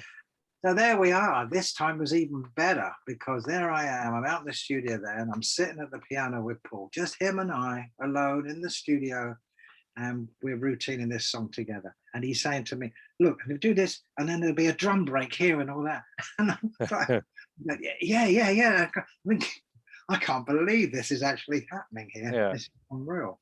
And I thought, oh, what a buzz this is. And I thought, right, okay, my juices had started to really to go. And then we went in and we recorded the song. And he with him that night, Jimmy McCulloch was with him. Hmm. Henry McCulloch was there, I think. And No, I don't think Denny, was it? Or Henry, was not he there? no No, I can't no. remember. Jimmy McCulloch was there, definitely. Jimmy was there. And And I think not Denny Lane, but Denny sort of might have been there. I can't remember now. Maybe, I don't maybe. know. I know definitely Jimmy McCulloch was there because he's a Yep. lovely little guy, Jimmy, but he was a bit of a wild cat. And Linda, of course. And I remember, I've never seen it to this day, but Roger had arranged for a whole, we were filming all these sessions. He'd got some students in and they were filming the whole thing, and I've never seen it. I must ask him if he's still got it. Because Wow. he would have captured that day when we were all in there in that studio. It's never been seen. And Paul was there. Paul was there, and it's never been seen. And I remember Roger. Well, as a gag, I don't know what inspired them to it. When I knew that Paul was going to come down that day, I thought, I'm going to play a trick on him. All right, okay. And he got himself dressed up in a French maid's outfit, and he opened the door for McCartney. And all this was captured on film, I remember now, but I've never seen it. And I must talk to Roger and ask him, have you still got that film? Because I'd love to see it now. God, that would be wonderful to see it. And no one's ever seen this. Never. Yeah. And I had the cassette tape for many years that Paul gave me of that demo. In my moves across the ocean, with everything, things got lost. Oh, that's a shame. Yeah, oh, absolutely. The two things that were the most wonderful gifts to me, and I mean, I held treasured very dearly, was that cassette and personal letters from Sir Laurence Olivier that I'd kept. And again, that got missed. You lose these things, don't you? Hmm. journeys. But there you go. Hey ho. Well, let me ask you, because Paul didn't play on Giddy. Wasn't that John Entwistle on bass? Yeah, yeah, that wasn't Okay. Paul. So that's kind of unusual. It's his own song, but then if John Entwistle's there, I'm sure he Yeah, said, you go do it. it may have been because probably we only probably did the basic track.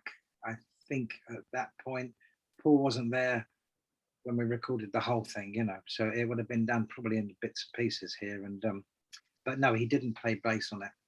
Hmm. John did, because we did another couple of tracks. We did Avenging Annie, which was an Andy Pratt song, brilliant song, and one by Murray Head, which is a great song called Say It Ain't So Joe. And Right. Ed Whistle's on that one as well.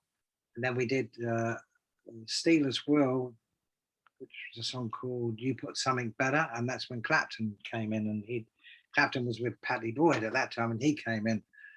Not that he remembers it, because I spoke to Eric, and unfortunately, as he'll tell you, he doesn't remember most of his career, because in those days they were out of it so much, which is a Hmm. terrible shame, because you experience something extraordinary, and you're not compass mentis Yeah. to acknowledge it, which is a shame. Yeah, One of the yeah. things I love about Giddy is how the tempo changes once you get into the chorus, and that's Rod Argent, right, on the piano. Yes, it is. It is. But that again, that was Paul, because when we were doing that routine out in the studio, and I told you, and he talked about the drum breaks, he always had this thing where he would do that. He Hmm. would change the tempo and suddenly introduce something, could take you off on another thing. And that's when he was saying to him about, and then there'll be a drum break, and then we go into Dave all night. Right. Um, Yeah. so McCartney, so not what you expect, is it? He takes Hmm. you off, Yeah. and that's how that happened. Yeah, Hmm. I wish I was there for that recording yeah. session to see it all take shape, If I even get though that Paul had film, the whole if I get that arrangement in his film, I'll head. show you. Yeah. Anyway, yeah, it was great. It was a wonderful thing. I remember I was at when I was doing my first solo album called David Courtney's First Day. I did a version of a little song called Silverbird from that first Leo album. There was a little ditty called Silverbird, which was just it was like a humming to a little song with a little melody. And I always had it in my mind. I thought, when I come to do my own solo album, I want to redo that song, but I want to do it in a bigger way. And sure enough, when I co-produced the album with Andrew Powell, and I said to him, I'd love to take that song and make it something like a Busby Barkley, like this big Hollywood type of thing as the opening of the album. And Andrew wrote this score, and it was magnificent. It really just, whoa. Again, you can hear this all it'll be on YouTube, Silverbird. Yeah. Um, anyway, we hired Abbey Road, number one, Abbey Road, where the Beatles did Day in a Life. We had 100-piece orchestra, a choir, all right, Hmm. and a guy on piano called Francis Monkman, who was the keyboard player for a band called Sky with John Williams, Okay. Right.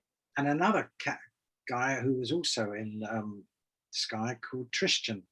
And Andrew had arranged, but not told any of us in his arrangement, that Tristan, he'd hidden him over in the corner studio behind these screens, and he had these charges, explosive charges, Uh-huh. that he'd written into the score to go off just like it does in Beethoven's 1812 Hmm. overture, Okay. emulating cannons going on. So, but he hadn't told anybody of this. Now, uh, so I'm in the control booth with Geoff Emerick, as I say, I worked with a lot, Hmm. did Pepper and all of them, and Geoff didn't know either. So came to this point in the song. Of course, most of this orchestra, this 100-piece orchestra, were made up from the London Philharmonic. So they're all there, all these guys, and the choir and the whole bit. And comes to this point in the song, and cue for Tristan to it's reading off the score, right? Uh-huh. Bang! It went extra. Now you've got to remember, this was at the same time that in England we were in the midst of the IRA bombings in London. Oh. So it was quite a frightening thing. Hmm. And as I say, none of us knew except Andrew and Tristan that this was going to happen. But the first four rows of the orchestra collapsed. They just all fell on the floor, and then people started to panic. And the leader of the orchestra came into the control room to Geoff Emerick, and he was furious. He said, "We're not going to continue on. We cannot play with that going on in here. Yeah. We've got to overdub it." And they freaked out. I mean, they really freaked out. But it was so funny. And I was recording later on in studio number 2. We were doing some more stuff, and Paul was in another studio doing something, and he was there with Linda, and I guess, I don't know if it had been some of the members of Wings or not. I don't know at that point. This is in 1974, so I don't think so, because Wings I don't think they'd started at that early, had they? Oh yeah. Wings Had they started the end of 71. Did it? Oh, So, right. yeah, Okay, yeah. my mistake. But he was in there with some others, and I went in, and we had a chat, and I haven't seen you for ages, blah blah blah blah blah blah. And he said to me, "Oh, that's right. This was after I'd already done my first album, and I was working on some other tracks." And Paul said to me, "Oh, I've got your album, this First Day album." Uh-huh. Now, on the front cover of that First Day album, myself and a guy called Graham Hughes, who was Roger Daltrey's cousin, was a photographer, did all those Who album covers. Okay. We decided to go to a place called Lanzarote in the Canary Islands. Back then, it was a volcanic island, to go and do this album shot. Uh-huh. How you do these things is amazing, isn't it? And we did this album shot with me. We traveled all that way, and there I am sitting on top of this volcano with a mirror in one hand, and you can see this on YouTube, and this flower that's growing sort of between me here, and it's as if and you see like this looks like water coming from, and it's sort of giving life to it. It's all very anyway. And the wonderful thing about the moonscape was literally is that they used that same location to film 2001 Space Odyssey. Okay. With the apes and the whole thing, that's where they did it. So it was quite something. And people never used to visit that place those years ago. It wasn't a touristy place. So we did all this whole thing there. And anyway, so then Paul said to me, "Yeah, I got your album." Yeah, he said, "Where do you do that photo? Where do you do that album cover?" And I said, "Oh," and I started to tell him the story. He said, "Well, you got me." He said, "Because I thought you were propped up against some scenery." So we went all that way, and he thought we were propped up against scenery. I thought, well, that didn't work then, did it, really? I thought I just took it as a jest. You know, it was funny. Uh-huh. But yeah, and on that album, again, you know, when you go through your wish list about who you want to play and all that, I said to Andrew Powell, who I'd co-produced it with, who had done Kate Bush and other records at that time, I said, "Look, I've written this song called When Your Life Is Your Home, or When Your Life Is Your Own." Again, it's got Beatle influence to it, but Beatles and Bowie very much so in the song if you listen to it. And he said, "Let's have a listen to it." So I played it to him. He said, "Yeah, it's got a lot of Floydish sort of influence about it." And I said, "Yeah, I love Pink Floyd and many of their shows." I said, "Wouldn't it be fantastic if we get David Gilmour to come and play on it?" You know, it's a bit like that conversation with Adam. And Andrew knew David, so he picked up the phone and he asked David, "Would you be willing to come down and play on the record?" And they were appearing. I remember it so clearly. They were using Air Studios, which was owned by George Martin. Sure. Paul had recorded there quite a bit as well. And Geoff Emerick was my engineer. And David came straight after a gig at Wembley with Dark Side of the Moon. Him and his roadie brought in the guitar amps and the guitar. Now about, I don't know, 1 o'clock in the morning, 1 o'clock in the morning. And David came in and he played on that album. On that track. Amazing. And that was truly amazing. And I didn't know until Andrew told me a few years later that it actually was the first record that David Gilmour ever guested on, which was quite something. Quite an honor. absolutely.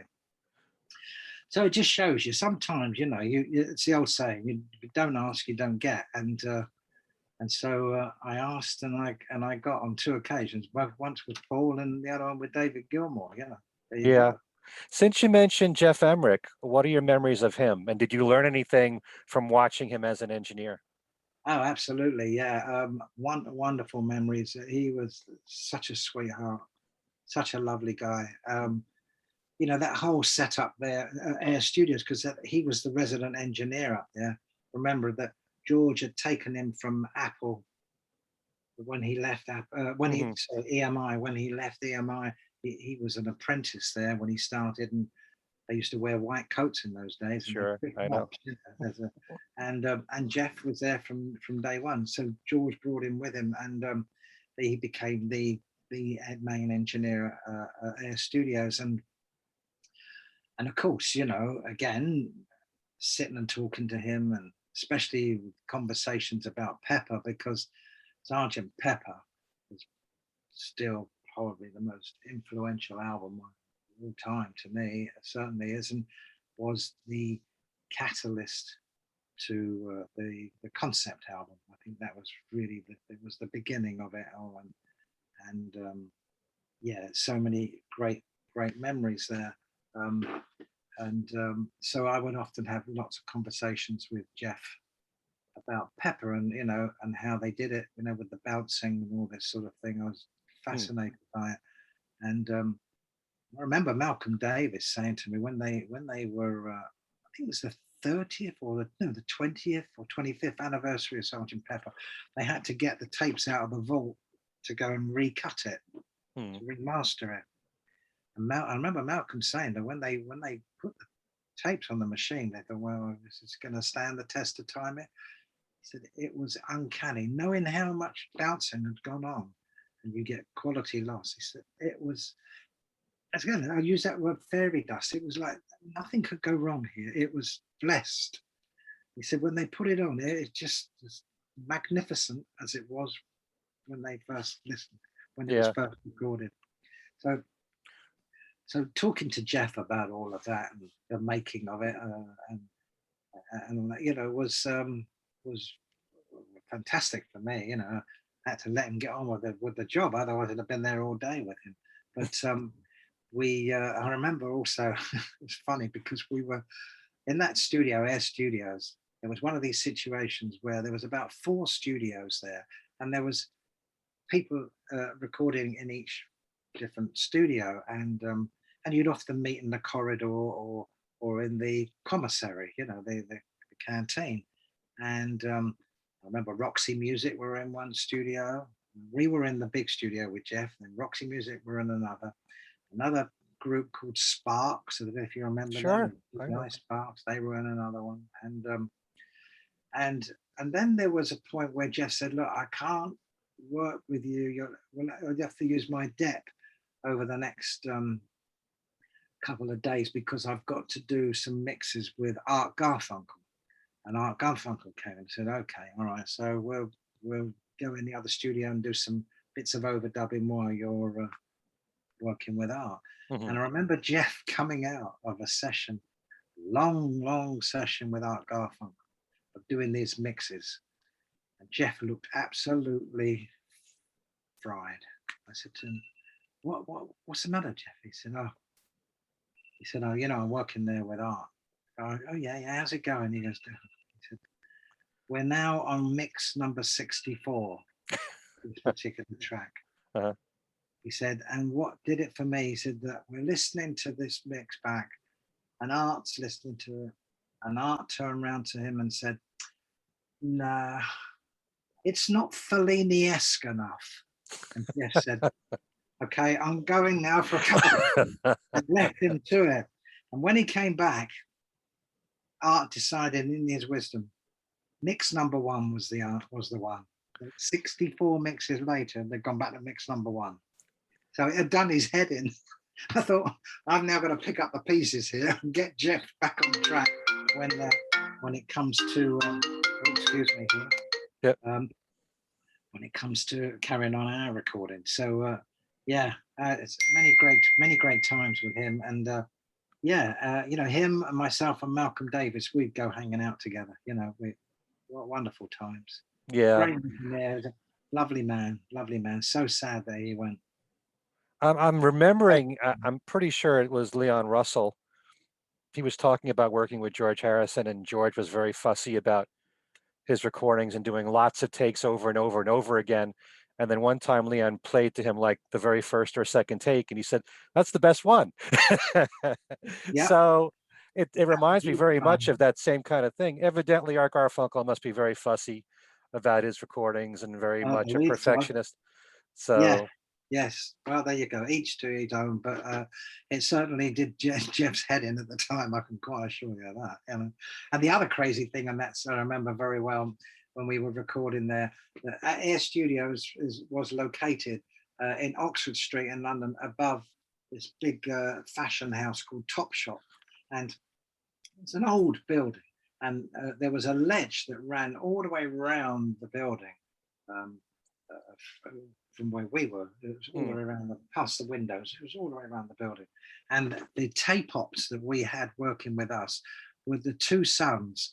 One was the son of Spike Milligan, and the other one was the son of Peter Sellers. And they were as crazy as their fathers. And two of them used to do chicken runs around this ledge. And you remember, you're up there in Oxford Street around this ledge, and the two of them are running around about chasing each other from the ledge. And it was extraordinary. The things that used to go on were, we lived to tell the tale. uh-huh. Just want to run by a couple of names here that I have you listed as being a producer for. You Mhm. work with Gene Pitney? Yes, I had the pleasure of meeting and working with Jane. An album called Backstage, which a good part of it were like a lot of his hits, and then we did some covers on there. And Jane did a cover of one of our songs called "In My Life," a song that Leo and I had written. And he was a pleasure to work with, a true professional, Hmm. lovely man, great sense of humor, and one of those artists. And I've been very privileged like this to work with people like Daltrey and Leo and Jane, and they've got such magical voices that Hmm. they go in. It's like 1-2 takes. This is what these guys are like. You know, it's you don't struggle with them. That's it. And Yeah. he was one of those, and could double his voice like that. Yeah. Incredible. Yeah. Sad loss again. You know, It to was a big shock because I think he yeah. had a heart attack right after one of his concerts here. He did in He England, lived I in think. Connecticut his whole life, so. Yes, that's right. Yeah, yeah. And his son, I think, took over from him, had a studio and all that sort of thing. I remember him telling me. But I didn't know that Gene Pitney was a songwriter until he told me. And the only song I can Yeah, remember, so many of his hits he wrote. did he? Because the only one I remember him talking about was he wrote for Bobby V. Was it Bouncy Ball or something? Red Rubber Bouncy, Ball? yeah, Rubber Ball. That's it. You got it. Hmm. Bouncy, Rubber Ball. Yeah. But well, not the greatest song in the world, but apparently he did write other songs as well. Yeah. Yeah, great singer, really. Oh yeah. Um, Unusual voice, you see, unique. You know, Nobody. when you hear Gene Pitney, you know it's Gene Pitney. When it's me and Paul McCartney, you know it's Paul McCartney. Rod Stewart, the Who. That's why these are the greats, Hmm. because they're original. They don't sound like anybody else. Yeah. And that's what it's all about. His I think it was his first big hit, "A Town Without Pity." Nothing else sounded like "A Town Without Pity" as a record at the time. So, No, y- I know. very unique songwriter and singer. Yes, absolutely. Al Cooper. Yeah, worked with Hal on when I was living in America, and Leo was living there as well. We reunited at that point because there was about 3 or 4 years where we hadn't seen each other, um, and we were reunited, and we did an album together that I produced called Here. And again, that was a star-studded album, and I got to work with people like Steve Cropper and Duck Dunn, you know, the original Blues Brothers, the Barkays and Booker T and all that. And Cropper, wow. Again, you hear Cropper play a guitar, you know it's Cropper. There's no doubt about it. And we did that at a studio called Sunset Sound in LA. And again, it was one of those studios where there was more than one studio, and you'd be outside, probably having a cigarette in those days, And I remember standing outside, having a break, and having a long chat with Frankie Valli. It's funny, you see, you meet these people. Yeah. That's what's wonderful about, and everybody's just so normal. There's no egos. I didn't get any of that. And he was a joy. And I was the same, I think, happened with Smokey Robinson. Mm-hmm. Lovely guy. To work with the American legends, those musicians, wow, that was a real revelation to me. Working with these guys, especially the brass players. Admittedly, they were all pretty high, but the thing I noticed more than anything else when I worked with them was that when you work with brass players in England, they come in the session and they sit down on the seat and they get their instrument out and they look at the score and not in America. When you got people like Steve Madeo and all these guys and the Memphis Horns, Jim Horn and that, they come into the studio, as I say, admittedly, they're all pretty, buzzy. Uh-huh. They're there and they're doing it and they give it like a performance. I mean, Richie, as if they're performing to 100,000 people. They give it their everything, and all of that passion and everything comes through. And I thought, Jesus, what is the matter with these people back in England? They'd sit there and they're looking at their watch. What is the session over yet? And we want to get down the pub and have another drink. I thought to myself, no, they should watch. See, this is how it should be. So the American musicians, they memorize their parts, so they can just loosen up. Yeah, but again, no, you're giving them the freedom to experiment and to come forward with suggestions and things like that. People like Michael Bodiker and all these guys, Steve Porcaro, Steve Lukather, Jeff Porcaro, Steve Lukather, the guys from the Little River Band. Wonderful, wonderful musicians. And Al Cooper, who you asked about, he wrote a song that we recorded called Lost Control. And Leo's performance on it is pretty amazing. And again, Al Cooper, wow, blood, sweat and tears, Sure. Amazing. Bit of a loony, but brilliant. And Hal came and I think he played on the track as well. That was an album. I'm really proud of that album, but it didn't really. You see, there's a bit of a thing here that where Leo is concerned, and probably any artist, is that what we had developed and created with Leo in those early days, we were in the rock and roll arena.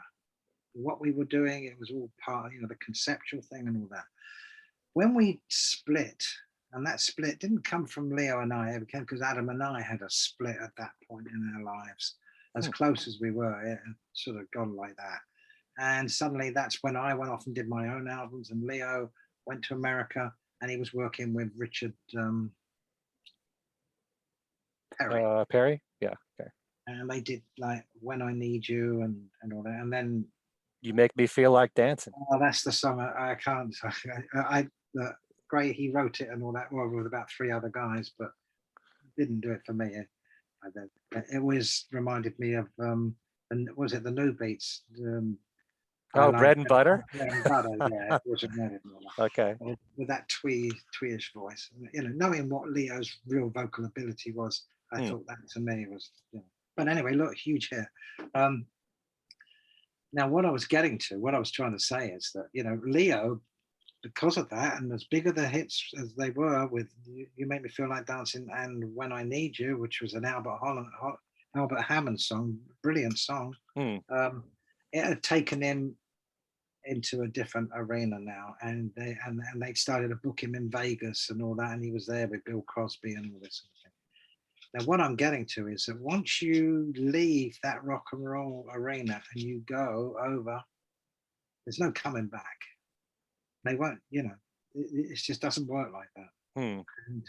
And, so you lose that credibility, really. And so Leo had realized that by the time we reunited in America.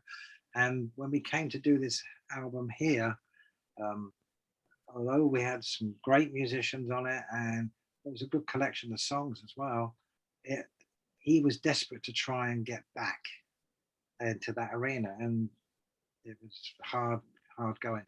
I think Yeah. what should have happened is that we should have tried to emulate, or at least follow, what we had created originally, um, in that sort of conceptual way of what we'd done in those early days, where his voice would and the songs and the theatrics of them would have come through again. But that wasn't to be.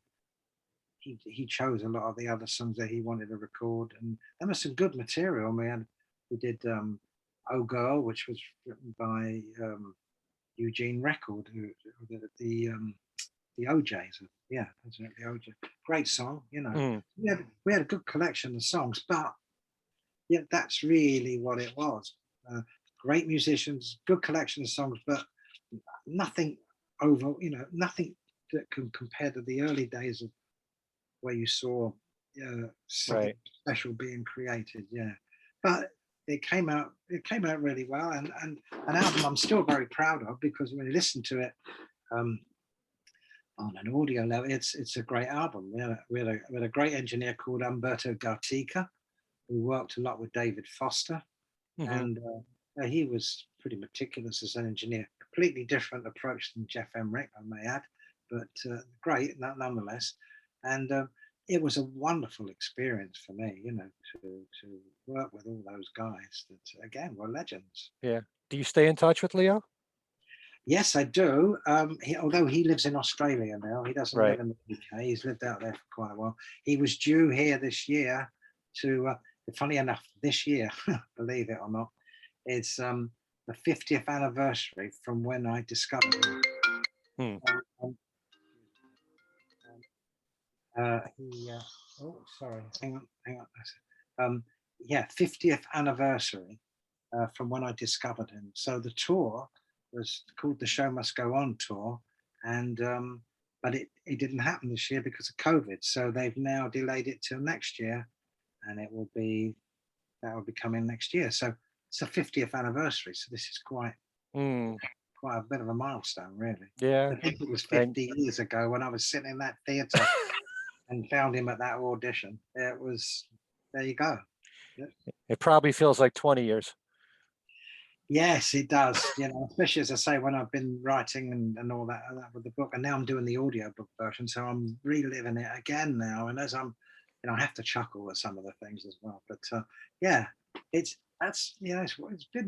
been wonderful, and it's not over yet. I'm still doing it, by the way. No, no. We'll get to that in a minute. Since you talked about working with Paul, did you ever get to meet the other Beatles? Yeah, I met George on two different occasions. One before meeting Paul, through Adam. Adam phoned my father, owned garage, dealership in Brighton, and also knew a lot of the realty people. Hmm. And Adam, he'd already found a house for Adam, that he ended up buying.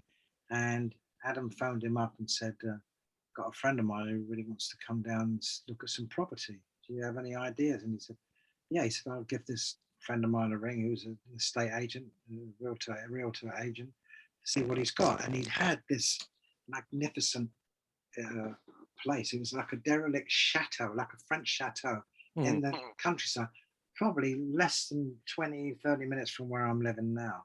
And this chateau had been used in a film called Oh, What a Lovely War that they filmed in Brighton many years ago with Sir Lawrence Olivier and many others. And it had also been used in a film called Where Eagles Dare. You may remember that. Anyway, it was derelict.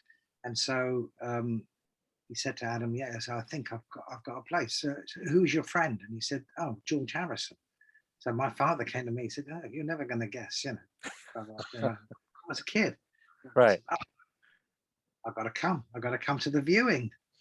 So Uh-huh. I went with my father and we waited there, and George turned up with Patty Boyd in his Mercedes, and we showed him around this derelict chateau, and he loved it. And he said, I remember him saying very, very clearly, I mean, I didn't say a word. I'm sitting there in awe, but I remember him turning around to Patty and saying, "God, John would love this," and it's the sort of place that Lennon would have loved. Hmm. Anyway, for some reason or other, George didn't buy it, and he bought this other place, which Henley. was another monastery, and that's where, yeah. Hmm. So yeah, and then years later, I was working with a dear friend of mine who's a film producer, whose father was a man called Michael Klinger, who made films like Shout at the Devil and Get Carter and all those sort of films. Michael Caine and Lee Marvin, I think. Anyway, yeah, loads of people. Roger Moore, and I introduced him. Tony Klinger was his name, and I'd introduced him to the Who, and he landed up making the film "The Kids Are All Right." Mm-hmm. Now I'm trying to remember why I mentioned that. Now you have to remind me of the question again. What was it again? You said The other Beatles, which yes, ones you've met. right. Well, together we were developing some script ideas, and there was one script that we had, and it was called, I remember very clearly, we came up with it was called 67. Now that would just remind me to tell you that in 1967, which is when Sergeant Pepper came out, as you remember, I was in that band, my band, and we became the resident band of a club in London called the Bag and Nails. Okay. And Famous. it was the most famous club in London, where all the music artists used to go. And every night, and I was 16, drummer in the band, 16. Every night, the audience would be, McCartney would be sitting in the booth, probably surrounded by about 3 different women. The Kinks, the Walker Brothers, the Small Faces, Georgie Fame, who was a co-owner of the club. Everybody in there, the Stones, everybody was. These were the people. Carnaby Street is in the next street. So this is 1967. You're in the midst of all this. Yeah. Paul used to turn up with he used to have a little black Mini with black windows. Right smack in that period. So I was there every night, and I'd be playing, and he'd be there, probably too busy. And that's where he met. That's where he met Linda. That's right. Yeah. So I say that because 1967. So that was the title we came up for this movie, and it was going to be. It was a bit of a wacky story. Anyway, again, we went, well, who could play the part? Da da da da da. And I said, it'd be brilliant for this, Ringo. So anyway, we got a meeting together, and we had a meeting around at Ringo's house, and we sat there with him, and he really liked the idea of it. But except he said, because part of the story was about, I think it sort of hinted at about Sergeant Pepper, and it was like discovering it, and how it was, and how the kids were reacting. It was a whole story anyway. And he said, well, the only thing I'm not sure about is that, because it's too close to me. But we had a long meeting with him. He was with Barbara Bach at that time, and that was in Knightsbridge in London when he was living there. No, that's with Maureen, with his first wife. This was in 1967. You're talking about when it happened. No. The film was called 67, and it was about that period. Oh, I'm sorry. Okay. So this meeting had happened years later, probably in about 1983 or 4 or something like that. Yeah. Oh, okay. Well, he was with Barbara then. Yeah. Okay. So the only one I never met was John, and I always regretted that. I always thought that I probably would have got on well with him. At least if I could have exchanged Harry Nilsson stories with him. Oh, but no, my other connection with John, though, was, and Ringo, funny enough, was that I recorded an album with an artist called Roger Chapman. He was the lead singer of a band called Family, and they were quite a big band. Anyway, he'd gone solo, and I introduced him to the same guy that I told you about earlier on with the Bee Gees connection. I'd introduced him to him, saying, a solo album. And they signed him up. So I was to produce this solo album. So I often used to use residential studios, so where you could go there for a week, 2 weeks, and shut yourselves away and all that. Great in theory, I may add, but when you've got a bunch of musicians, they go on walkabout, and you spend most of your time trying to find them. especially if it's in a big place and lots of land. And we didn't have mobile phones or anything then, so it was like we got to go down and find them. Where are they? They were messing around down by the pond or wherever. Anyway, found this studio called Startling Studios. It was Ringo's. Yes. Yep. Startling Studio, and the I'm still very friendly with the couple that used to run it for Ringo, who the wife, Barbara, she was with Epstein all those years, and Mike O'Donnell, who was her husband, was also the studio manager, and they were looking after the place. And Mike landed up writing all the theme tune for Thomas the Tank and all that. You know. I didn't realize that. Okay. Yeah, so the house, as I then realized when I arrived, this beautiful white house was the house that John Lennon owned, where he did Imagine and all that whole thing, right?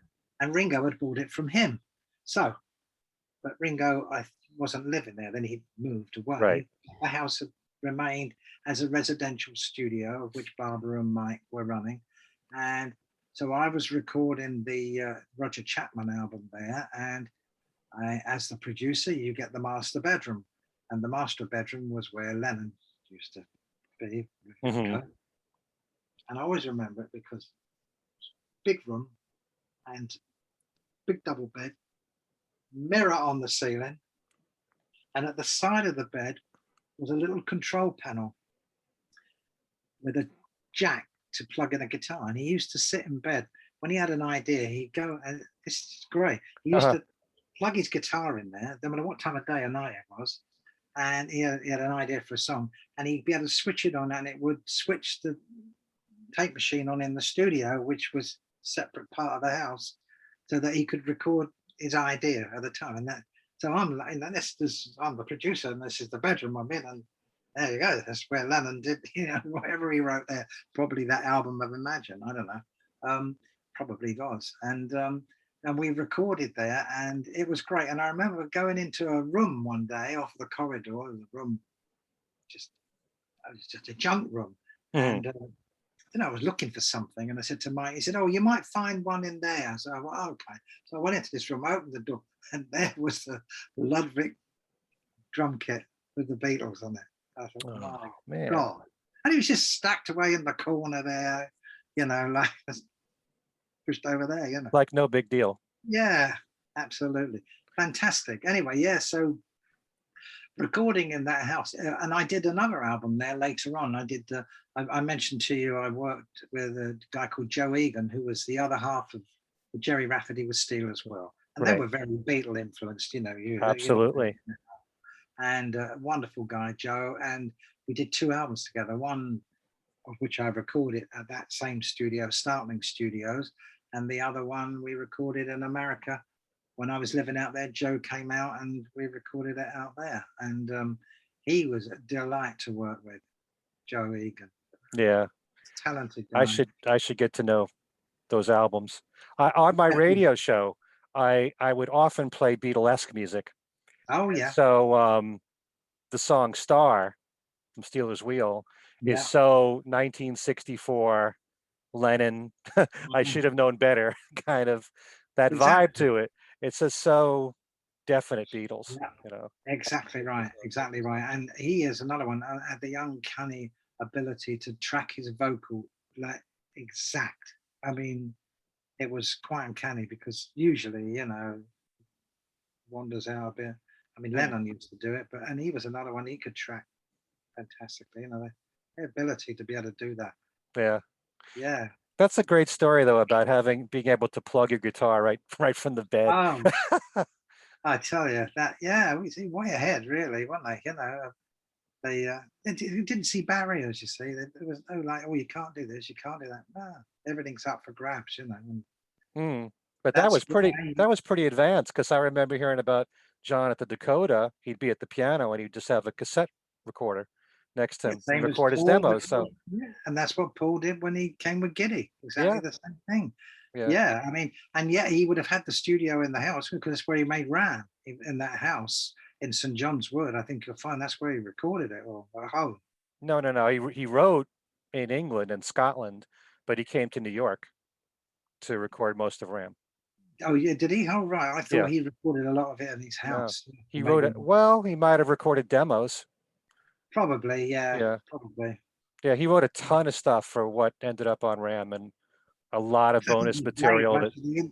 played most of the instruments on the album, I think.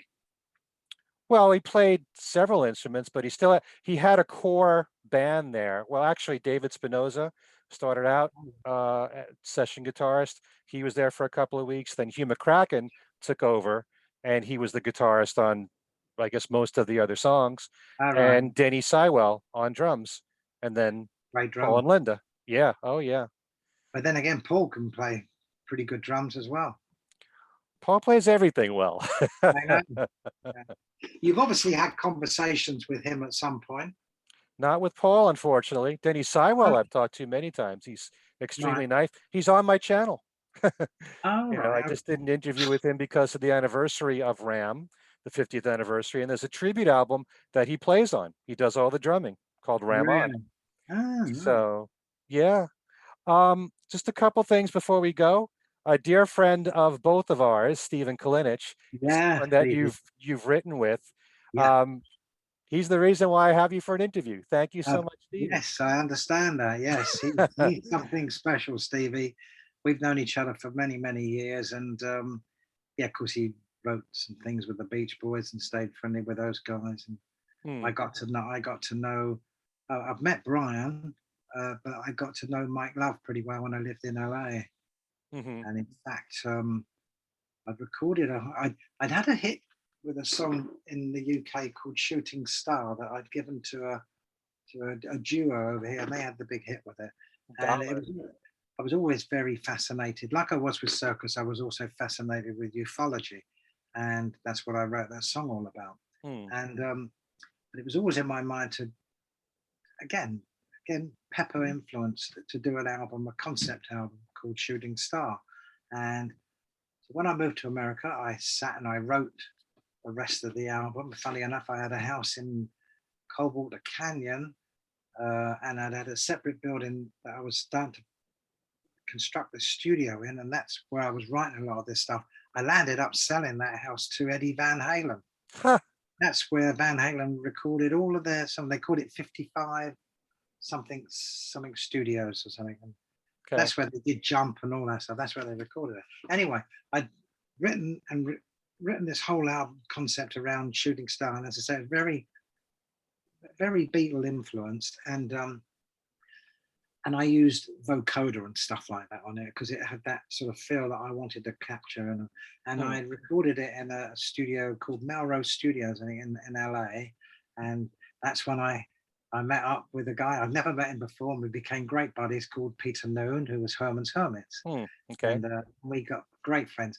Now Peter at the time was being managed by a man called oh hang on, it's just suddenly flipped from me now. Jerry Schilling. Now, Jerry was one of the Memphis Mafia. He was with Elvis from day one all the way through. Uh-huh. And so Okay. he was Elvis with Elvis all those years. And Jerry was now managing Peter, and he was also managing the Beach Boys. And that's how I got to meet Mike Love and became friendly with him. Hmm. When I recorded this album, Shooting Star, I said to Mike, come round to the house and let me play you this album, see what you think. Just want to get his opinion on it. Hmm. He sat in my lounge in this house and he listened to it and he said, would you be willing to give us this album for the Beach Boys? I said, what? He said, yeah. He said, I can hear how we can do, it's quite a lot of melodies and stuff, as I said to him, you have these moments in your life, where you turn left or you turn right, sliding really. And I said to him, oh, no, Mike, no. I'm keeping this for me. He said, are you sure? I said, yeah, no. I've got ideas for this. That goes beyond an album. I can see this as a movie and all that. And he probably thought, yeah, in your dreams. Anyway, so I passed on it. It was a big regret, really, because I'd have loved the Beach Boys to have done it. Hmm. The story went on from there, where we ended up having a film script written around it, and we were negotiating a deal with a lady called Julia Phillips, who produced Close Encounters for Steven Spielberg, and Michael Jackson was going to star in this thing. And you've got to read the book here because it's really what happened here. But it just shows you how things evolve. But the reason I mention it is because that particular album, although as I say, it's got some vocoder and stuff going on it, it's very sort of pepperish, you know, very pepperish influenced. Yeah. If you ever get a chance to hear it, have a listen. Have a listen. Hey, I love the vocoder. You Yeah, know, I it love really those will. kind of sounds. Yeah, check it out. You'll yeah. They put it out as a double CD with another album I did called Midnight Postcard. Sorry, called Midsummer Madness. So Midsummer Madness and Shooting Star on that combined on an album. And Midsummer Madness I'd recorded at that honky chateau in France that the Bee Gees were in. I did a Right. whole album there as well. And that's the album that came out of there. Yeah. So it's been a hell of a journey. Yeah. Yeah, it's been a With hell with of- with Stevie, didn't you write a song that the band Odyssey recorded? yeah, we had a hit with a track called Magic Touch. Right. Yeah, Yeah. we did that, Yeah. and we recorded the demo of that in LA. Um, and again, I've forgotten. It must have been the music publishers got it to Odyssey, and they recorded it, and yeah, and we had a hit with it, which was Yeah. great. Yeah. And Stevie and I have tried to work on bits and pieces over the years, you know, using his poetry and embedded with music and all that, you know. Like on here, Oh, God, there you go. California Feeling. That's it, There's right. there's the song Star Cries. Ah, And cries. Yeah, there's an example for you. Yeah, with Steve's lyric poetry, and I did the music behind it. Yeah, it's how do great. you go about doing something like that where you're strictly writing an instrumental score that you have to try to match the lyrics with it, what you're feeling in your head? What exactly goes through your mind when you're doing something like that? Because I love the backing that you do there. Mm. I Well, love the melody. yeah, we came up with this concept of star cries when he was over here. He was visiting England for quite a while, and we were getting together, and he started to work on this idea of planetary thing and that, and very inspirational. His words are very inspirational, and I would get inspired by that, and then and I said, right, okay, and I'm going to now write a piece of music, and then I would record his narration, so to speak, Right. mix it in with the track, and that's how we did it. I mean, I'm involved with something right now that it's been pretty full on. It's basically an online music project, but it's all I'll tell you is that it combines music with graphics, and it's almost like a living comic, and it's something quite extraordinary. And so I've been writing a lot and recording a lot for that recently. So that'll be the next thing that'll be coming out, and it's great because again we've taken a concept here where Mm. we've merged the two together, um, so that you give it another whole dimension and another look and another feel. And I've got some guy who's a great graphic artist who's done all the drawings. So it Mm. marries up. And I guess it all comes back to like those early days with Leo. You know, I always used to see things visually like that. I'd make the album in my head, or that I could see the song in my head and the finished version of it and how it could play out and the theatrics of it. And that's always stayed with me, and it always will, because it all stems back to the likes of Pepper, of Mm. the concept album. And funny enough, I put a concept album out last year called Isolation Symphony, which if you get a chance, check it out. It's on YouTube. Um, Again, it's got, you'll hear influences of Beatles in it. You'll hear influences of Floyd in it. Mm. Um, um, and I'd written it during the first lot of lockdowns that we had here, and that inspired me to see what was happening, and I created the journey right from lockdown right the way through to the eventual happy ending, which is Yeah. what we're looking for now. But if you ever get a chance, have a listen to the album, you'll see.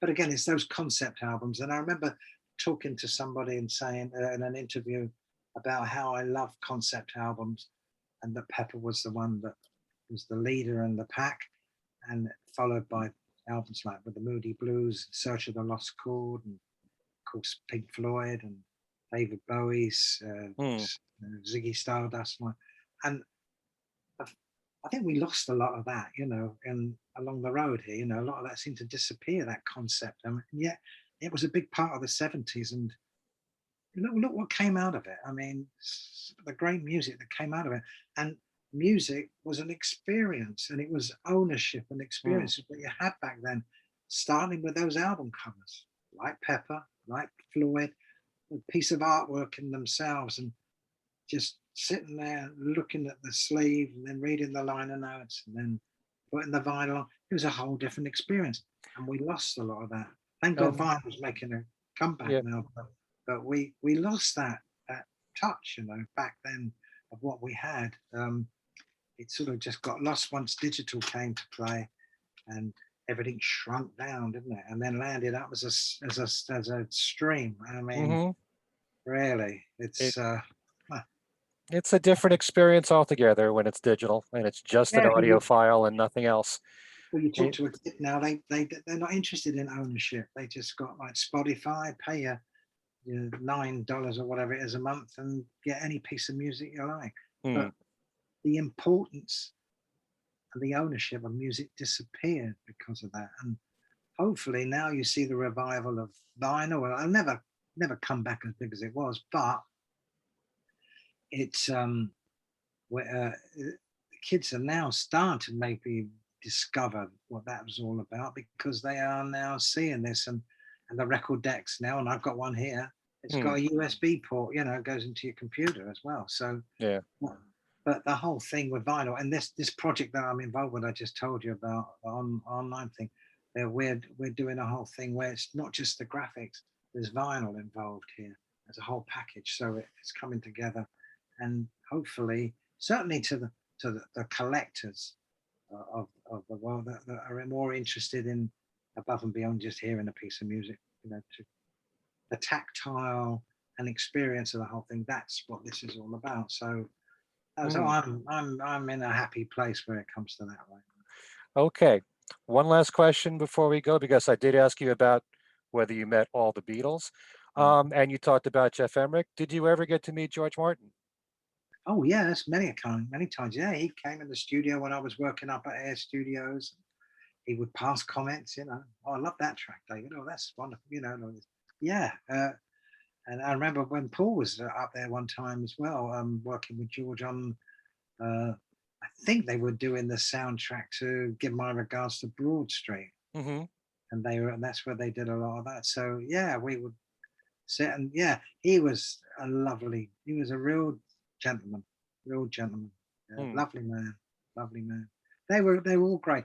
That whole atmosphere in Air Studios was something quite extraordinary, and I was really privileged to have experienced that and recorded there, just as I was with Abbey Road. It was they were two magic places for me. So I know.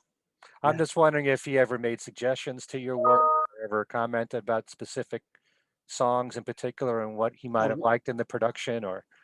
Well, what happened at that particular point was, what was the excitement then was that they've got this new big SSL desk. First time we've ever come in. I think it was the SSL, or it might have been a Neve, but I think it was an SSL, and they'd had it installed. And what was so magical is this was, and I remember being there with George and him showing me, it had moving faders. So it had recall. So when you would do a mix, they had total recall. So when you'd go away, you came back, even if a week later or a month later, they put in a disc in this computer then. The faders would go back to where they were when they left it. And so it was like, oh my God, this was magic. And it was George that had it, and it was George that sat down and showed it to me. And look, this is what you can do here. And then that was it. I mean, that's indispensable. Yeah, absolutely. If you ever want to duplicate like a fade out, it's very hard to do that unless it's already built into the system like that. It won't be exactly to the second, and You know, Oh, we uh, used to go through a lot of painstaking thing when we used to come to do a mix, because before it was the automated side of it, and you'd have, even if it was like 24 or whatever faders at the time, you say, right, well, we're not, you can't do it all with one person. So I'd say, right, okay, I'll take care of this bit at this end. Geoff would be in the middle doing that bit, and then maybe one of the other boys would be at the other end. So, and uh, we'd time it between us and stuff. So it was, yeah, that was like painting music, really. That's what you're doing, So hmm. you're doing it. And yeah, so when automation came in, wow, that was revolutionary, wasn't it? To be able to just take you back there in time of what you'd left behind, maybe even a month before. Yeah, incredible. That's why I believe it doesn't just apply to the Beatles, but in the case of the Beatles, there are mono and stereo versions where the fade outs are different. Yeah, Some songs are longer in the mono mix than they are in the stereo. yeah, That's the reason why, I think. yeah, probably, Yeah. probably, yeah. Hmm. Well, they didn't have a lot to work with back then, did they? It was Hmm. 2 track and then 4 track and then eventually 8 track, but they did all that bouncing. And I Yeah. remember Geoff telling me the story of when he was doing Band on the Run, and they were recording on some boat or something out in the Bahamas or somewhere like that. And what had No, happened? you think in London Town? I thought it was Band on the That was Run. on a boat. No, that was recorded in Lagos. You probably know better than me.